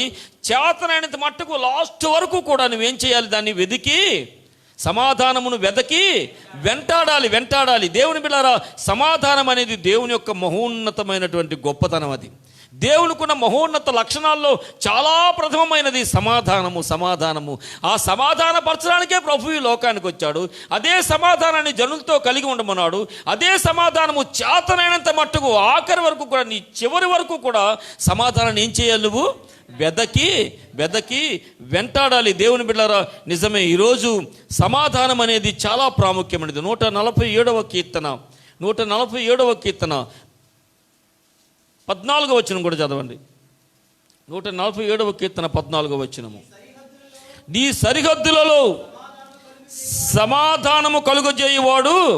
అది అసమాధానం సాధారణంగా ఎక్కడ వస్తుందంటే సరిహద్దుల్లో వస్తుంది, అంతే కదా. ఈరోజు మనం కోరుండి ఎవరితోని అసమాధానంగా లేవు. కానీ మన దేశంలో ఉన్న ప్రతి బోర్డర్ దగ్గర కూడా అసమాధానమే ఉంది. సరిహద్దుల్లో సమాధానం ఉండాలి. ఇప్పుడు చైనా ఆల్రెడీ దౌర్జన్యంగా మన భారతదేశాన్ని చాలా వరకు ఆక్రమించుకొని యుద్ధానికి రమ్మంటుంది చైనా ఇప్పుడు భారతదేశాన్ని. కారణం ఏంటి? సరిహద్దు సమాధానమే. పాకిస్తాన్కి మనకున్న కారణం ఏంటి? సరిహద్దు సమస్యే. అలాగే ప్రపంచ దేశాలు ఏమండి, ఇజ్రాయెల్కి వాళ్ళకు ఉన్నటువంటి సమస్య కూడా సరిహద్దు సమాధానమే. నీ ఇంటికి పక్కింటికి ఉన్న అసమాధానం కూడా సరిహద్దు అసమాధానమే. సరిహద్దుల్లో అసమాధానం ఉంటుంది. నీ సరిహద్దులలో సమాధానము కలుగు చేయవాడు ఆయనే. నువ్వు దేవుని మీద ఆనుకుంటే ఆటోమేటిక్గా సమాధానం అనేది నీకు వస్తుంది. ఎందుకంటే ఆయన సమాధానానికి కర్త. దేవునికి స్తోత్రం కలుగును గాక. సత్యమైతే సమస్త జనులతో, అది క్రైస్తవ లక్షణం. అది నా తప్పే లేదండి, లేదు నీ తప్పు లేదు, అది దేవునికి తెలుసు, జనులందరికీ తెలుసు. అయినా సరే వారు రెచ్చగొడుతూ ఉంటారు. నువ్వు చేతనైనంత మట్టుకు రెచ్చిపోకుండా చివరి వరకు ఓపిక బట్టి సమాధానం అన్నప్పుడు చివరికి వాళ్ళు ఏమంటారు? నిజంగా ఎంత ఓపిక నీకు వచ్చింది, ఎంత ఓర్పు వచ్చిందంటే నువ్వు తప్పనిసరిగా ప్రభువుని బట్టే నీకు తప్పనిసరిగా నీ మార్గంలోకి వస్తారు. వాళ్ళు నిన్ను బట్టి ప్రభువులోకి వారు రక్షణ పొందుతారు. కారణం ఏమిటంటే నీలో ఉన్న సమాధానం ఒక వ్యక్తిని ప్రభు దగ్గరికి నడిపిస్తుంది. దేవునికి స్తోత్రం కలుగును గాక. దేవునితో సమాధానం కలిగి ఉండాలి. రెండవది, సకల మనుషులతో సాధ్యమైనంత వరకు చివరి ప్రయత్నం వరకు కూడా సమాధానాన్ని వెతకి ఏం చేయాలండి? వెంటాడాలి. మొదటిగా దేవునితో సమాధానము, రెండవది మనుషులతో సమాధానం. మూడవ విషయాన్ని చూద్దాం. సామెతల గ్రంథము 12వ అధ్యాయము 20వ వచనము. సామెతల గ్రంథం 12వ అధ్యాయం 20వ వచనము. కీడు కల్పించి వారి హృదయములలో మోసము కలదు, సమాధానపరచుటకై ఆలోచన చెప్పువారు. అది సమాధానము దేవునితో కలిగి ఉండాలి, ప్రజలతో సమాధానం కలిగి ఉండాలి, సమాధాన పరచాలి. మళ్ళీ మనం అంతతో డ్యూటీ అయిపోలేదు మనది. ఒక ఇరువురు వ్యక్తులు అసమాధానంగా ఉండి దూరం అయిపోతూ ఉంటే మధ్యలో నువ్వు చేసిన పని ఏంటంటే వారిని ఎలాగైనా సరే నువ్వేం చేయాలి? సమాధానపరచు. అందుకే సమాధానపరచువారు ధన్యులు వారు దేవుని కుమారులు అనబడతారు. సమాధానము దేవునితో కలిగి ఉండి ప్రజలతో కలిగి ఉండి చివరిగా అసమాధానంగా ఉన్నవారిని కూడా కలపవలసిన బాధ్యత కూడా, ఆ రెస్పాన్సిబిలిటీ కూడా దేవుడు నీకు పెట్టాడు. ఏం చేయాలండి? చదువది తర్వాత వచనం. సమాధానపరచుటకై ఆలోచన చెప్పువారు సంతోషభరితులు.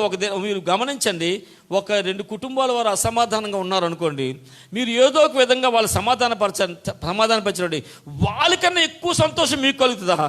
నా కళ్ళ ముందు ఇద్దరిని కలిపాను నేను, వారిద్దరం కలిసి మాట్లాడుకుంటుంటే నవ్వుకుంటుంటే నీకెంత సంతోషం అంటే, ప్రభువా నీ తరపున నీ పక్షాన నీ పని చేశాను నాయన. అందుకే సమాధానపరిచేవారు ఏమవుతారట? సంతోషభరితులు అవుతారు. ఆ సంతోషం నీకు రావాలంటే ఎవరెవరైతే అసమాధానంగా ఉన్నారో నీవు కలపవలసిన రెస్పాన్సిబిలిటీ కూడా నీకే ఉంది. కాబట్టి సమాధానం ప్రభుతో కలిగి ఉండాలి, సమాధానం సకల జనులతో కలిగి ఉండాలి. సమాధానపరచడానికి మనం ఏం చేయాలి? ప్రయత్నించాలి. అసలు సమాధానం అనేది ఎప్పుడు వస్తుంది మనకి? ఎప్పుడు వస్తుంది? యోబు గ్రంథము 21వ అధ్యాయము, యోబు గ్రంథము 22వ అధ్యాయము 22వ అధ్యాయం 21వ వచనము. ఆయనతో సహవాసము చేసిన ఎడల మీకు సమాధానము అది. అసలు ఒక విశ్వాసికి సమాధానము కలగాలి అంటే ఏం చేయాలి? ఇవన్నిటికీ మూల కారణము మనం దేవునితో, అది దేవునితో సహవాసము లేకపోతే పాపం చేస్తావు నువ్వు. దేవునితో సహవాసం లేకపోతే సమస్త జనులతో నువ్వు గొడవలు తెచ్చుకుంటావు.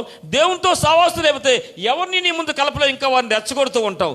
కానీ దేవుడు వీటన్నిటికీ నువ్వు జనులతోనూ దేవునితోనూ ఏమండి మిగతా వ్యక్తులు సమాధానపరచాలి అంటే ప్రథమంగా నువ్వేం కలిగి ఉండాలి? దేవునితో సహవాసం ఫెలోషిప్.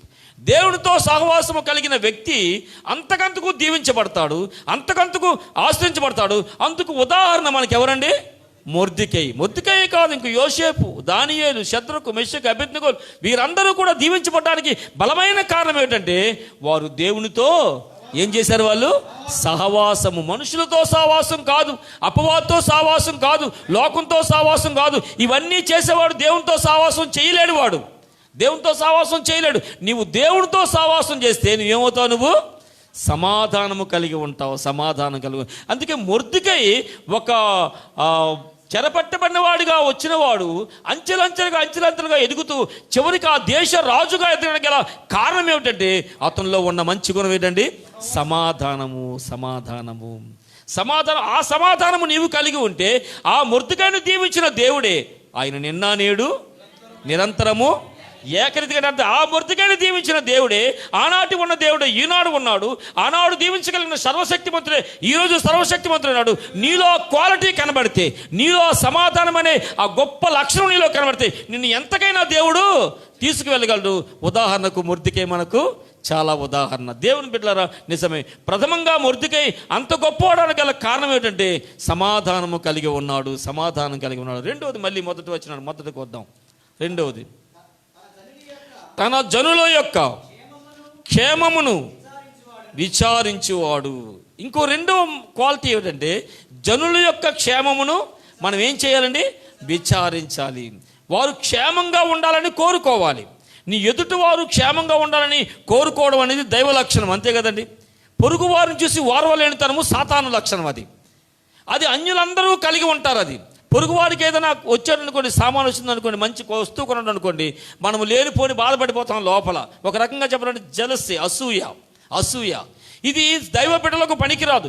ఎప్పుడు ఇతరుల క్షేమాన్ని నువ్వు కోరాలి. వారు ఏదైనా ఒక మంచి ఇల్లు కట్టుకుంటుంటే, దేవుడా నాకు వారికి ఎంత మంచి ఇల్లు ఇచ్చావు ప్రభువా, నిజంగా వారిని ఎంతగా దీవిస్తున్నావు, ఎంత గొప్ప దేవుడు అని స్తుతించు. వారికన్నా మంచి ఇల్లు దేవుడు నీకు ఇస్తాడు. దేవునికి స్తోత్రం కలుగుతుంది. కాక అంతేగాని వచ్చేస్తుందండి, పడిపోతుంది, బొరసం వచ్చి పడిపోతుంది అన్నాం అనుకోండి, అసూయ. ఏమండి? మత్సరము ఎముకలకు కుళ్ళు, అదొక జబ్బది. దాని ద్వారా ఎముకలన్నీ ఏమైపోతాయి? పుచ్చిపోతాయి. ఏమండి? కాబట్టి నువ్వేం చేయాలంటే ఇతరుల క్షేమాన్ని కోరాలి. మొర్దెకైలో ఉన్న గొప్ప లక్షణం అంటే ఇతరుల క్షేమం. మీరు గమనించండి, మొర్దెకై తన గొప్పవాడవడానికి కోరుకోలేదు, తన కుమార్తెన అదస్సా లేక ఎస్తేరు పెద్దవానికి కోరుకోలేదు, కానీ తన జనుల క్షేమాన్ని కోరుకున్నాడు. దేవుని బిడ్డ ఎంత గొప్ప సంగతి. నెహెమ్యా గ్రంథము 2వ అధ్యాయము త్వరగా ముగిస్తాను. 2వ అధ్యాయము 10వ వచనం చదవండి. నెహెమ్యా గ్రంథము 2వ అధ్యాయం 10వ వచనము.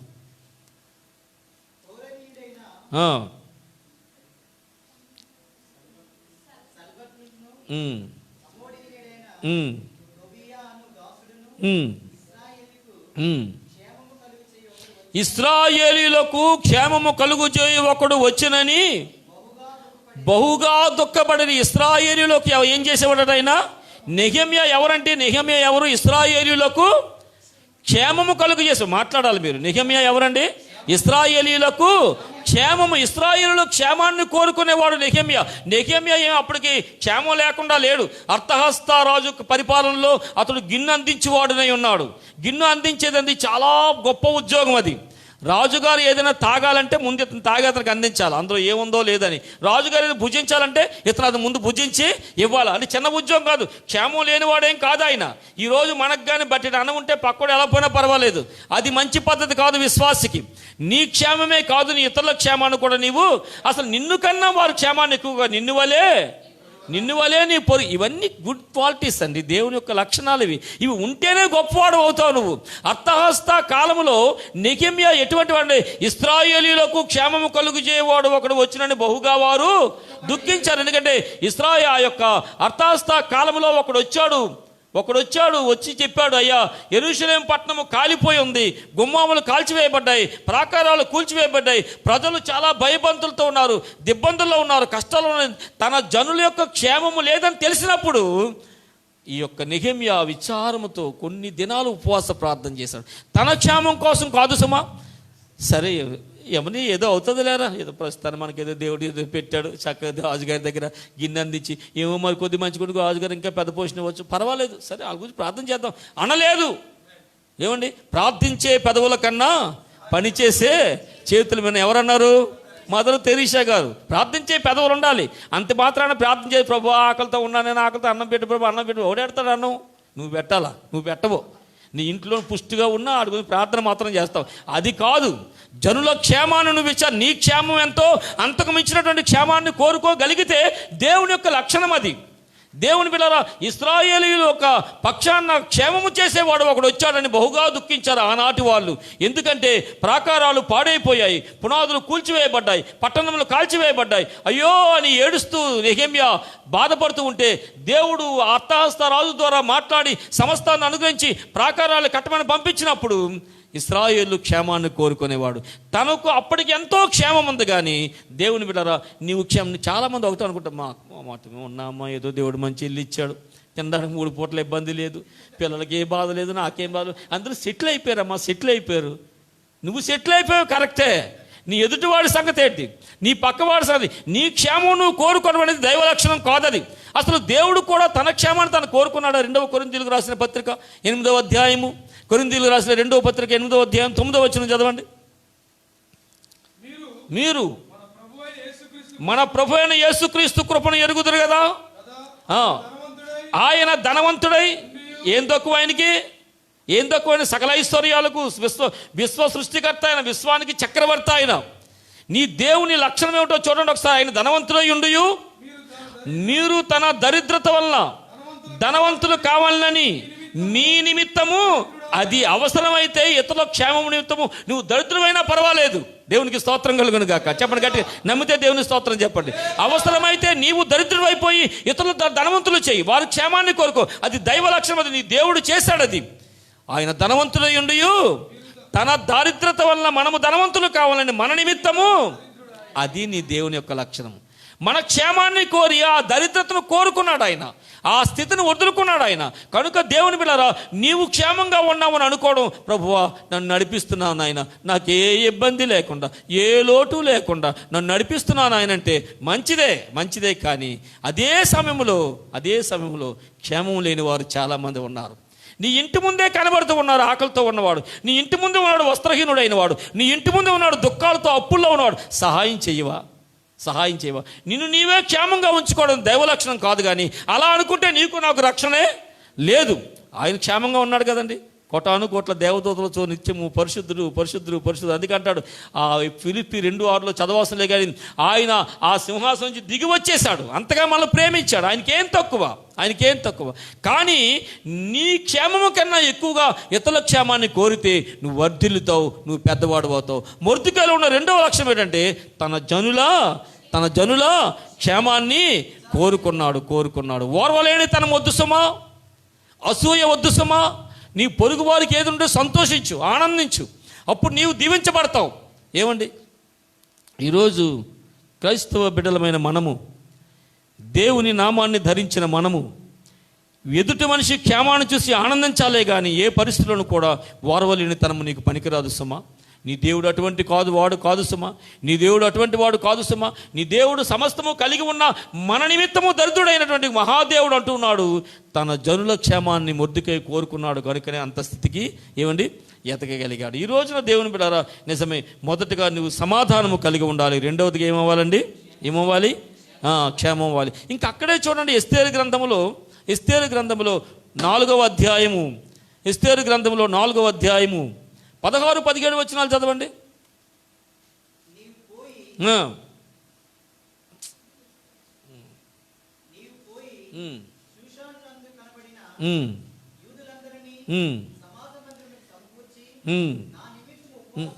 ఉపవాసముండి 3 దినములు నేనును నా పనికత్తులను కూడా ఉపవాసముందుము అయినను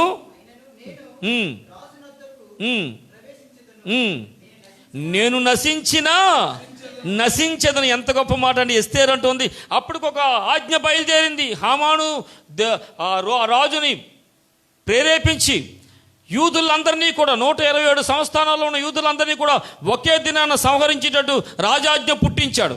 లక్షల కొలది యూదులు వధించబడిన ఒక రోజు నిర్ణయించబడింది. వధ జరగబోతూ ఉంది. లక్షల కొలది యూదుల యొక్క రక్తం ఏరులై పారబోతూ ఉంది. ఆ సమయంలో దేవుని బిడ్డలారా, ఈ మొర్దెకై అనేవాడు ఎస్తేరు దగ్గరికి వచ్చి ఆయన చెప్పినప్పుడు ఎస్తేరు తన పనికత్తులు కూడా 3 దినములు మేము ఉపవాసం ఉంటాము. ఎస్తేరుకి ఏం తక్కువ? అప్పటికి ఎస్తేరు ఎవరు? ఏ రాణి? ప్రపంచానికి, అమెరికాకో ఇండియాకో జపాన్కో జర్మనీకి కాదు, ప్రపంచాన్ని 127 సంస్థానాలకి రాణి అయిపోయింది. ఆమె కూడా బానిసగా వచ్చిన ఆవిడే. ఎక్కడికి వెళ్ళిపోయింది ఆవిడే? ప్రపంచానికి మహారాణి. అప్పుడు ఏమిడేమనాలి? మీరు అలాగ అనుకోండి సార్, నేను ఇప్పుడు రాణి అయి ఉన్నాను, ఏదో అవన్నీ జరగనివ్వండి, ఇప్పుడు నన్ను అనుకంటే మన వంశం తెలియదు, మన జాతి పేరు తెలియకూడదు కదా అనలేదు. లేదు, ఆమె ఒకటే అంటుంది, నా జనుల క్షేమమే నా క్షేమము, అందు నిమిత్తము నేను ఎంత గొప్ప మాట అండి, ఎంత గొప్ప మాట. అక్కడ అలా దేవుని బిడ్డారా, అందువల్లనే ఇంకా చాలా విషయాలు ఉన్నాయి, చెప్పడానికి సమయం లేదు కనుక ఈరోజు ఎస్తేరు అంటూ ఉంది, నా జనుల క్షేమమే నా క్షేమము కనుక నా జనుల క్షేమము నిమిత్తము నేను నశించినా పర్వాలేదు, నశించిపోతాను కానీ నా జనుల క్షేమాన్ని కోరుకుంటాను. దేవుని బిడ్డారా, ఈరోజు ఒక విశ్వాసిగా, దేవుని బిడ్డగా, దేవుని రక్తాన్ని పంచుకున్నటువంటి వ్యక్తిగా నువ్వేం చేయాలంటే ఇతరుల క్షేమాన్ని నువ్వు కోరుకోవాలి కానీ ఇతరుల యొక్క గొప్పతనాన్ని చూసి ఎప్పుడు కూడా వారవలేనితనము సాతాను బుద్ధి అండి. వాడు వారవలేడు అంత కుల్లి వాడికి ఏమండి. కనుక అటువంటి వారవలేనితనము నీలో ఉండి కూడా నువ్వు ఒకవేళ క్రైస్తవుని అనిపించుకుంటే అది ఏమాత్రము దైవ లక్షణము కాదు. రెండవదిగా నువ్వు పొందవలసింది నీ జనుల క్షేమాన్ని నీవు కోరుకోవాలి. మరొక మాట చెప్పి ముగిస్తాను, తర్వాత మాట. యూదులలో చాలా మందికి ఇష్టడుగా ఉండెను. ఎలా ఉన్నాడండి? మొదటిగా సమాధానము కలిగి ఉన్నాడు, రెండవదిగా ఏమండి క్షేమాన్ని కోరుకున్నవాడిగా ఉన్నాడు, మూడవది ఎవరికి? చాలా మందికి, ఇంచుమించు అంతమందికి ఇష్టడుగా ఉన్నాడు. ఎవరు? మొర్దెకై. దేవుని బిడ్డలారా, ఈరోజు నీవు లోకానికి అంతటికి ఇష్టడుగా లేకపోయినా సరే నీ దేవునికి నువ్వేమవ్వాలండి? ఇష్టడుగా ఉండాలి. సాధారణంగా లోకానికి ఇష్టడుగా ఉన్నవాడు దేవునికి ఇష్టడుగా ఉండలేడు, దేవునికి ఇష్టడుగా ఉన్నవాడు లోకానికి ఇష్టడుగా ఉండలేడు. మీరు చదవగలిగితే మార్కు సువార్త 16వ అధ్యాయం 15వ వచనం చదవండి. మార్కు సువార్త 16వ అధ్యాయం 15వ వచనము.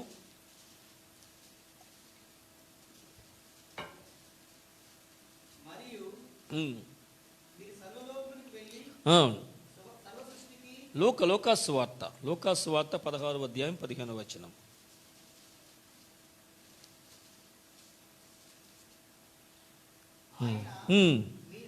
మీరు మనుషుల ఎదుట నీతిమంతులని అనిపించుకుని వారు కానీ దేవుడు మీ హృదయములను ఎరుగును అంటూ ఒక మంచి మాట అంటాడు. ఏమని? మనుషులలో ఘనముగా ఎంచబడినది దేవుని దృష్టికి అసహ్యము. మనుషులందరూ నువ్వు ఇష్టడు అనుకో, అందరికి ఇష్టడు అనుకో, నువ్వు తప్పనిసరిగా దేవుడికి ఇష్టడు కాదు. మనుషులకి ఎప్పుడు ఇష్టం అవుతావు? నువ్వు లోకానుసారంగా నడిస్తేనే మనుషులకు ఇష్టడు అవుతావు. ఏమండి బ్రదర్ వస్తావా పార్టీ చేస్తున్నాను అనుకోండి, పద బ్రదర్, దానికి ఏముందంటే అందరికి ఇష్టడివే నువ్వు. అప్పుడు నువ్వేం చేస్తావు? తప్పు బ్రదర్, నేను అటువంటి పని చేయను, నేను దేవుని పెట్టిన కనుక నేను ఆ త్రాగను అన్నావు అనుకోండి, ఎవరికి ఇష్టడు అవుతావు? దేవుడికి ఇష్టం. వాళ్ళకి ఓహో వీడు గొప్ప, వీడు ఒక్కడే నీతిమంతుడు, ఒక్కడే పరిశుద్ధుడు. అక్కడికి ఏమైపోయావు నువ్వు? అంటే అక్కడ మైనస్ అయితేనే ఇక్కడ ప్లస్ అవుతుంది. ఏమండి? మైనస్ అక్కడ ప్లస్ ఇక్కడ ప్లస్ కావాలంటే కుదరదు. ఇక్కడ దేవుని దగ్గర అది కుదరదు. అందులో పరిశుద్ధ గ్రంథమైనటువంటి ఈ పరిశుద్ధ గ్రంథం కుదరదు. నువ్వు దేవునికి ఇష్టడుగా ఉండాలంటే లోకానికి ఇష్టడుగా ఉండలేవు. లోకములో ఘనముగా ఎంచబడినది దేవుని దృష్టికి అసహ్యము. కనుక దేవుని పిల్లరా, మనం ఎంచుకోవాలి ఎవరికి ఇష్టడుగా ఉండాలి. మనము ఎవరికి ఇష్టడుగా ఉండాలి? దేవునికి ఇష్టడుగా ఉండాలి. అదే సమయంలో సకల జనులకు కూడా మనం ఇష్టడుగా ఉండాలంటే దేవుని కార్యాలు మనము చేస్తూ ఉండాలి. అదే కీర్తనల గ్రంథము 18వ కీర్తన, కీర్తనల గ్రంథం 18వ కీర్తన 19వ వచనం చదవండి.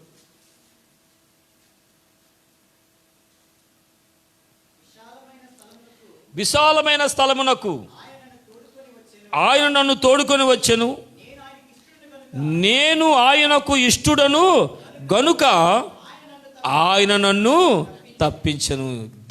దావీదు అంటూ ఉన్నాడు, నేను ఆయనకు ఇష్టుడను గనుక. దేవుడు ఎవరికి ఇష్టడండి? దావీదు దేవునికి ఇష్టడు. అందుకే దేవుడు అన్నాడు, నేను ఒక మనుషుని కనుగొన్నాను, అతను నా ఇష్టానుసారుడైన మనుష్యుడు. దేవునికి ఇష్టంగా ఉండాలి, దేవునికి ఇష్టంగా ఉండాలి. కనుక దేవుని పిల్లరా, మూడవదిగా ఉండవలసిన లక్షణం ఏంటంటే నీవు అందరికీ ఇష్టడుగా ఉండాలి. ముఖ్యంగా ఎవరికి ఇష్టడుగా ఉండాలి? దేవునికి ఇష్టడుగా ఉండాలి. దేవునికి ఇష్టడు. దావీదు అంటూ ఉన్నాడు, నేను అతనికి ఇష్టడను గనుక ఆయన నన్ను తప్పించను. ఈరోజు నీకు ఎన్నైనా ప్రమాదాలు రావచ్చు గాక, సమస్యలు రావచ్చు గాక, ఇరుకులు రావచ్చు గాక, ఇబ్బందులు రావచ్చు గాక, వాటన్నిటిలోంచి నేను తప్పించాలి అంటే నువ్వు దేవునికి ఇష్టడుగా ఉంటే తప్పనిసరిగా ప్రతి అపాయం నుంచి తప్పిస్తాడు, ప్రతి కరువు కాలంలో పోషిస్తాడు. ఈరోజు దేవుని బిడ్డలైన వారు ఇంతటి కరువు కాలంలో కూడా నాకు తెలిసినంత వరకు ఇబ్బందులు పడేవారు ఎవరు నాకు కనబడటం లేదు. దేవునికి స్తోత్రం కలుగును గాక. నాకు కనబడిన చాలా మందితో మాట్లాడుతున్నాను, ఎలా ఉన్నారంటే బాగున్నామండి, పర్వాలేదని అంటున్నారు. అంటే దేవుడు వారికి తోడై ఉన్నాడు కనుక, కరువులో పోషించే దేవుడు ఉన్నాడు కనుక, కరువు కాలంలో కూడా తప్పించే దేవుడు కనుక. ఎందుకంటే నీవు ఇష్టడుగా ఉంటే, నువ్వు అనుదినం ప్రార్థన చేస్తూ, అనుదిన వాక్యం చదువుతూ, ప్రతిదినం కుటుంబ ప్రార్థన చేస్తుంటే దేవుడికి ఇష్టడు కనుక నీ అనుదిన ఆహారాన్ని దేవుడు అనుగ్రహిస్తాడు కనుక నీ కరువు అనేదే ఉండదు. ఈ కరువు కాలంలో కూడా నాకు తెలిసినందుకు దేవుని బిడ్డలందరూ పోషించబడుతూనే ఉన్నారు. అవునా కాదా? దేవునికి ఈ లైవ్లో చూసేవారు చెప్పండి, చక్కగా దేవుడు మిమ్మల్ని పోషిస్తున్నాడా లేదా? కానీ దైవ సేవకునే మర్చిపోయారు మీరు. దేవునికి స్తోత్రం కలుగును గాక, దేవునికి స్తోత్రం కలుగును గాక. దేవుని పిల్లారా, దేవుడు దావీదు అంటున్నాడు, నేను ఆయనకి ఇష్టడను కనుక ఆయన నన్ను ఏం చేశాడండి? ఏం చేశాడు? తప్పించాడు. రెండవది మంచి సాక్ష్యము. పొరుగు వారి దగ్గర మంచి సాక్ష్యం ఉండాలి నీకు. దేవుడు నీ కోసం సాక్ష్యం ఇవ్వాలి. దేవుడు అన్నాడు దావీదు గురించి ఏమని? అతడు నా ఇష్టానుసారుడైన మనుషుడు అన్నాడు. దావీదు తన గురించి తన సాక్ష్యం చెప్పుకుంటున్నాడు, నేను దేవునికి ఇష్టడు అంటున్నాడు. కనుక నీవు కూడా ఇతరుల దగ్గర కూడా నీవు మంచి సాక్ష్యం పొంది ఉండాలి, మంచి సాక్ష్యం పొంది ఉండాలి. అదే మత్తయి సువార్త 5వ అధ్యాయము, మత్తయి సువార్త 5వ అధ్యాయము 16వ వచనం చదవండి. 16వ వచనము, మనుష్యులు మీ సత్క్రియలను చూచి పరలోకమందున్న మీ తండ్రిని మహిమపరచునట్లు. బాగా గమనించండి మాట. మనుష్యులు మీ సత్క్రియలను చూచి పరలోకమందున్న మీ తండ్రిని మహిమపరచునట్లు వారు ఎదుట మీ వెలుగు ప్రకాశింపనీయుడి. మంచి సాక్ష్యము. అందరికీ ఇష్టమైన నీ వెలుగు ప్రకాశించాలి. మనుషులు నీ సత్క్రియలు చూసి పరలోకమందున దేవుణ్ణి, ఎంత గొప్ప దేవుడు అండి వీళ్ళ దేవుడు. ఆమె మాట్లాడితే ఎప్పుడు సమాధానమే, ఎప్పుడు చిరునవ్వే, ఎప్పుడు ఆనందమే. ఏమున్నా లేకపోయినా సరే బయటకు చెప్పదండి, ఎప్పుడూ ఆనందంగా ఉంటుందండి. ఎక్కడిది ఇంత ఇన్ని కలిగిన మనమే చిరునవ్వుతో ఉండలేకపోతున్నాం. ఏమీ లేకపోయినా అతడు ఎలా చిరునవ్వుతో ఉండగలుగుతున్నాడంటే సాక్ష్యం చెప్తాడు పక్కవాడు ఏమని? అతడు ప్రభువులో ఉన్నవాడు, దేవుని యందు యేసు ప్రభువుని నమ్మకించిన వాడు కనుక ఆ వెలుగు ఎప్పుడూ ఉంటుంది. కనుక దేవుని పిల్లరా, నీ యొక్క సత్క్రియలను చూసి పరలోకమందు నీ తండ్రి ఏమవ్వాలండి? మహిమపరచబడాలి. నీ మాటల ద్వారా, నీ చూపు ద్వారా, నీ ప్రవర్తన ద్వారా, నీ చేసే ప్రతి చర్య ద్వారా కూడా నీ వెలుగు ప్రకాశించాలి. ఆ వెలుగును చూచిన వారు దేవుణ్ణి మహిమపరచాలి. కనుక దేవుని బిడ్డలారా, నీవు దేవునికి ఇష్టడుగా ఉండాలి. నీ ఇరుగు పొరుగు వారికి, మనుషులకు కూడా ఇష్టడుగా ఉండి, ఇష్టడు దేవునికి ఇష్టడని వెలుగును నీవు ఏం చేయాలండి? ప్రకాశింపజేయాలి. అప్పుడే దేవునికి నువ్వు ఇష్టడుగా ఉంటావు, మనుషులకు ఇష్టంగా ఉంటావు. అప్పుడు నువ్వు వర్ధిల్లుతావు. యోసేపు కూడా దేవునికి ఇష్టడు, ఎందుకంటే దేవుని మార్గంలోనే నడిచాడు. ఎవరు లేకపోయినా రహస్యమందు కూడా పాపం చేయడానికి యోసేపు ఒప్పుకోలేదు. అదే గమనించాడు దేవుడు చాలా జాగ్రత్తగా మనుషులు గమనిస్తూ ఉంటాడండి. చాలా చక్కని వాచింగ్ చేస్తాడు ఆయన.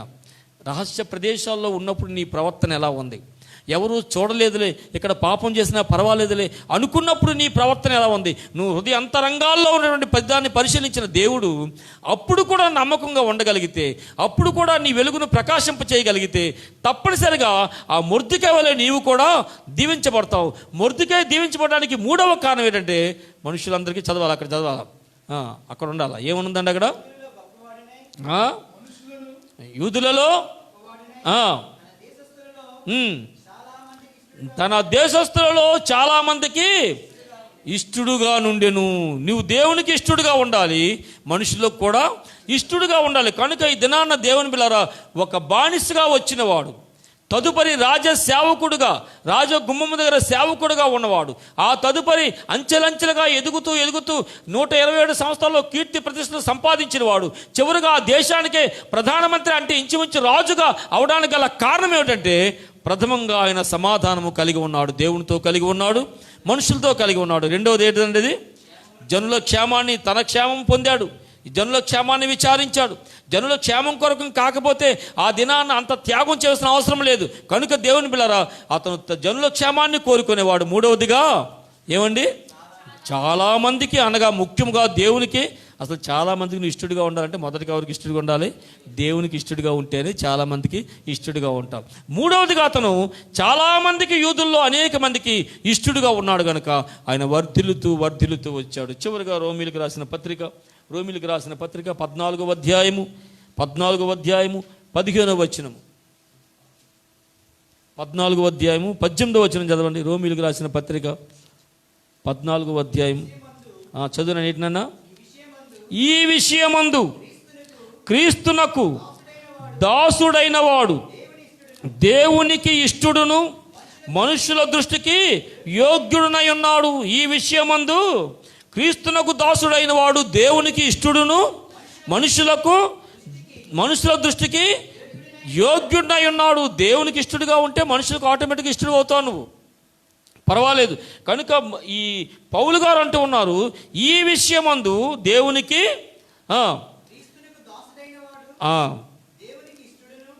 ఇష్టడును మనుషుల దృష్టికి యోగ్యుడై ఉన్నాడు. నీవు దేవునికి ఇష్టడుగా ఉండాలి, మనుషుల దృష్టి కూడా యోగ్యుడిగా ఇష్టడుగా ఉండాలి. దేవుని బిడ్డలారా, నిజమే ఈరోజు దేవుడు మనలను ఆ యొక్క మొర్దెకైని మనకు జ్ఞాపకం చేస్తూ ఉన్నాడు.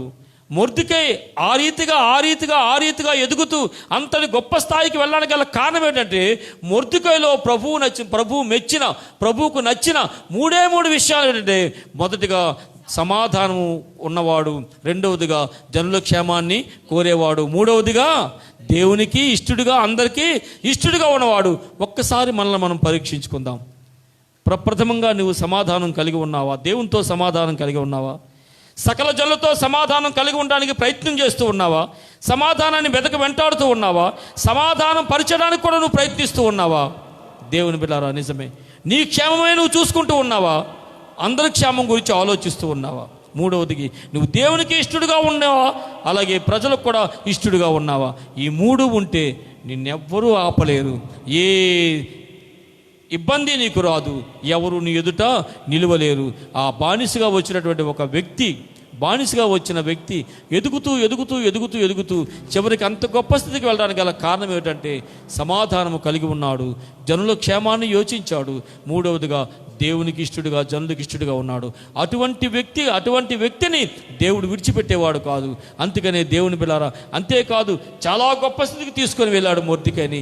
అటువంటి స్థితిని ప్రభు ఈ దినాన్న నీకు నాకు అనుగ్రహించుగాక. దేవుడి కొద్ది వాక్యమును దీవించునుగాక. ఆమేన్. Praise the lord. వినయము గలవారిని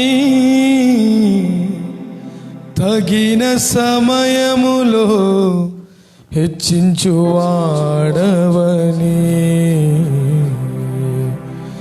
నీవు వాడు పాత్రనై నేనుండుటకై నిలచియుందును పవిత్రతతో నీవు వాడు పాత్రనై నేనుండుటకై నిలచియుందును పవిత్రతతో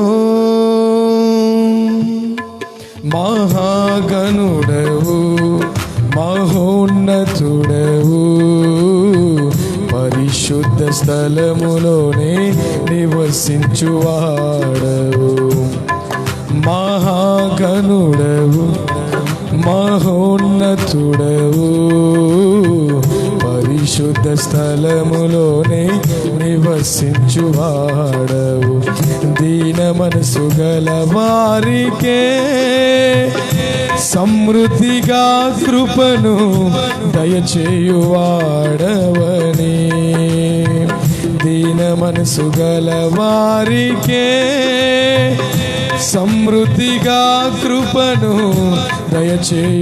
దయచేయువాడవని నీ సముఖములో సజీవ సాక్షినై కాపాడుకుందును మెలకువతో నీ సముఖములో సజీవ సాక్షినై కాపాడుకుందును మెలకువతో హల్లెలూయా యేసయ్యా నీకే స్తోత్రమయా హల్లెలూయా యేసయ్యా నీకే స్తోత్రమయా మహాగణుడవు మహోన్నతుడవు పరిశుద్ధ స్థలములోనే నివసించువాడు మహాగణుడవు మహోన్నతుడవు పరిశుద్ధ స్థలములోనే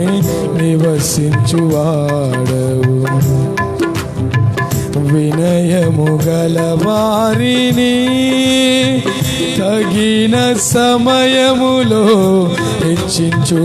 హెచ్చించువాడవని వినయము గల వారిని తగిన సమయములో హెచ్చించువాడవని నీవు వాడు పాత్రనై నేనుండుటకై నిలచియుందును అంతము వరకు నీవు వాడు పాత్రనై నేనుండుటకై నిలచియుందును పవిత్రతతో హల్లెలూయా యేసయ్యా నీకే స్తోత్రమయా హల్లెలూయా యేసయ్యా నీకే స్తోత్రమయా మహాగణుడవు మహోన్నతుడవు పరిశుద్ధ స్థలములోనే నివసించువాడు మహాగణుడవు మహోన్నతుడవు పరిశుద్ధ స్థలములోనే నివసించువాడు కృపా సత్య సంపూర్ణమై యేసయ్యా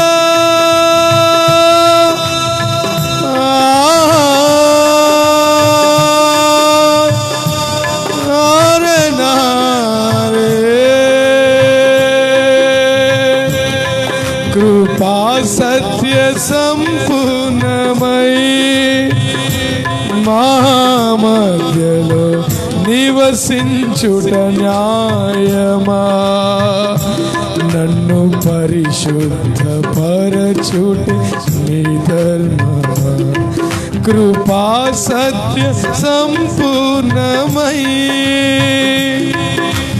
యేసయ్యా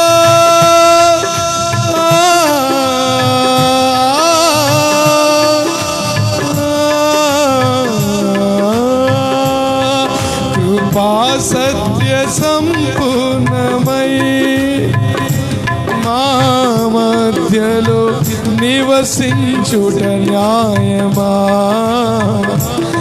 నన్ను పరిశుద్ధ పరచుటే నీ ధర్మమా? నన్ను పరిశుద్ధ పరచుటే.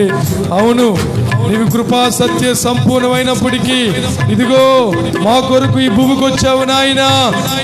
మాతో సమాధాన పరచుటకై యేసు క్రీస్తే వచ్చాడు. ఆమేన్. కృపా సత్య సంపూర్ణమై యేసయ్యా. ఏమిచ్చినా సరిపోదు నా తండ్రి. సమాధాన పరచువారు ధన్యులు, వారు నిజముగా సమాధాన పరచబడుతారని నువ్వు మాట్లాడే విధానముగా నీకు స్తోత్రాలు చెల్లిస్తున్నాను. మహాగణుడవు, మహోన్నతుడవు, పరిశుద్ధ స్థలములోనే నివసించువాడవు. దీన మనసు గలవారికే సమృద్ధిగా కృపను దయచేయువాడవని. అందరైతే వాక్యం విన్నారో, అవును, సమాధాన పరచబడేవారు ధన్యులు. నిజమే. ఎవడు దీన మనసు కలిగి ఆయన సన్నిధిలో వణుకుతూ ఆయన వైపు చూస్తూ ఉంటారో వారందరి మీద దేవుని సమాధానం ఉండును గాక, దేవుని కృప ఏలుబడి చేయును గాక అని ప్రార్థిస్తున్నాను. స్తోత్రం, స్తోత్రం.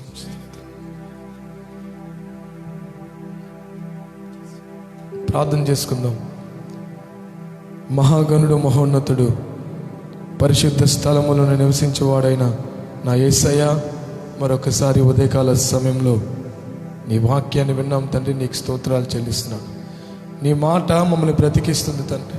నీ మాట మమ్మల్ని లేవనెత్తింది అయ్యా. అవును, ఎలాగూ సమాధాన పరచాలో, ఎలాగూ ఇరుగు పొరుగు వారితో ఉండాలో, ఎలాగూ ఇతరుల పట్ల మేము ప్రవర్తించాలో తేటగా స్పష్టంగా పరిశుద్ధాత్ముడు మీరు మాట్లాడినందుకే నీకు స్తోత్రాలు చెల్లిస్తున్నాను అయ్యా. మీరు ఇచ్చిన సేవకుని బట్టి నీకు స్తోత్రాలు. మరొక్కసారి ప్రభువా, ఆత్మీయమైన ఆహారం చేత మమ్మల్ని నడిపిస్తున్న ఆ యొక్క సేవకుని బట్టి నీకు స్తోత్రాలు చెల్లిస్తున్నాను ప్రభువా. విన్న వాక్యాన్ని మీరు మరొక్కసారి మా హృదయంలో స్థిరపరిచి మీరే మహిమ, ఘనత, ప్రభావం పొందని తండ్రి. అనేకులు లైవ్ వింటుండగా అనేకులు లైవ్ వాక్యాన్ని విన్నారు ప్రభువా. వారందరి మీద నీ సమాధానం ఉండును గాక, వారందరి మీద నీ కృప ఏలుబడి చేయును గాక ప్రార్థిస్తూ చిన్న ప్రార్థన నీ పాదముల దగ్గర చేర్చుకోమని యేసుక్రీస్తు శ్రేష్టమైన నామంలో అడిగి వేడుకొని ప్రార్థిస్తున్నాను తండ్రి. ఆమేన్. చివరిగా మనం అందరూ లైవ్లో చూస్తుండగా మనం దేవుని స్తుతిస్తూ ఈ యొక్క ఆరాధన ముగించుకుందాం. ఈ సమయంలో మన మధ్యలో ఉన్న సేవకులు స్టీఫెన్ గారు మనకి ప్రార్థన చేయవలసిందిగా మనం ప్రభుపేట మనవి చేస్తున్నాం. పరిశుద్ధమైన తండ్రి, ప్రేమ కలిగిన ప్రభువా, మీకు వందనాలు నాయన. మరొకసారి మీరు అనుగ్రహించిన మహోన్నతమైన ఆరాధన బట్టి మీకు స్తోత్రం చెల్లిస్తున్నా. ఎందరైతే లైవ్లో పాల్గొన్నారో, ఏ కుటుంబాలైతే కుటుంబ సమేతంగా ఆరాధనలో పాల్గొన్నారో వారందరిపై మీ సమృద్ధి దీవెనలు కుమరించమని ప్రార్థన చేస్తున్నాను. నిజమే నాయన, ఒక దీనుడను మహోన్నత స్థితికి తీసుకెళ్ళగలిగిన గొప్ప దేవుడు నీవే.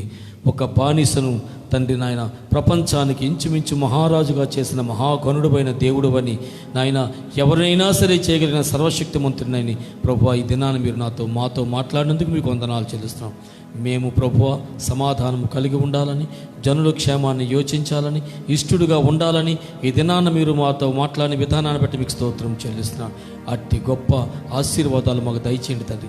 మేము కూడా మీతోనూ సకల జనులతోనూ సమాధానముగా ఉండుటకును, ముఖ్యముగా జనుల క్షేమాన్ని విచారించే వారమై ఉండుటకును, ముఖ్యంగా దేవునికి ఇష్టడుగాను మీకు ఇష్టలుగా తండ్రి నాయన అందరికీ ఇష్టలుగా ఉండే భాగ్యం కూడా మాకు దయచేయమని ప్రార్థిస్తున్నాను. ఈ వాక్యం విన్న వారందరినీ దీవించండి, ఫలింపజేయండి, ఆశీర్వదించండి. మీరే మహిమ, ఘనత, ప్రభావం పొందమని యేసు క్రీస్తు వారి పరిశుద్ధ నామమున వేడుకొనుచున్నాను తండ్రి. ఆమేన్. యేసు రక్తమే శిలువ రక్తమే ప్రభు యేసు నామమున సంపూర్ణ విజయం కలుగును గాక. హల్లెలూయా హల్లెలూయా హల్లెలూయా హల్లెలూయా హల్లెలూయా హల్లెలూయా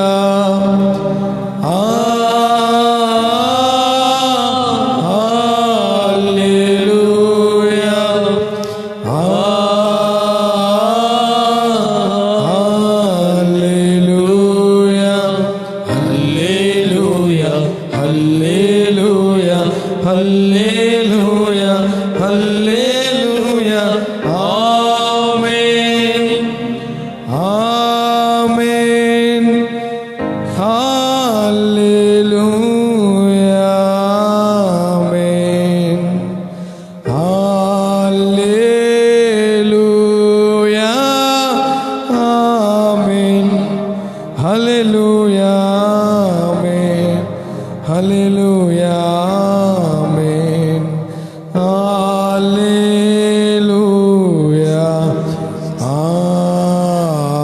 ఆమేన్.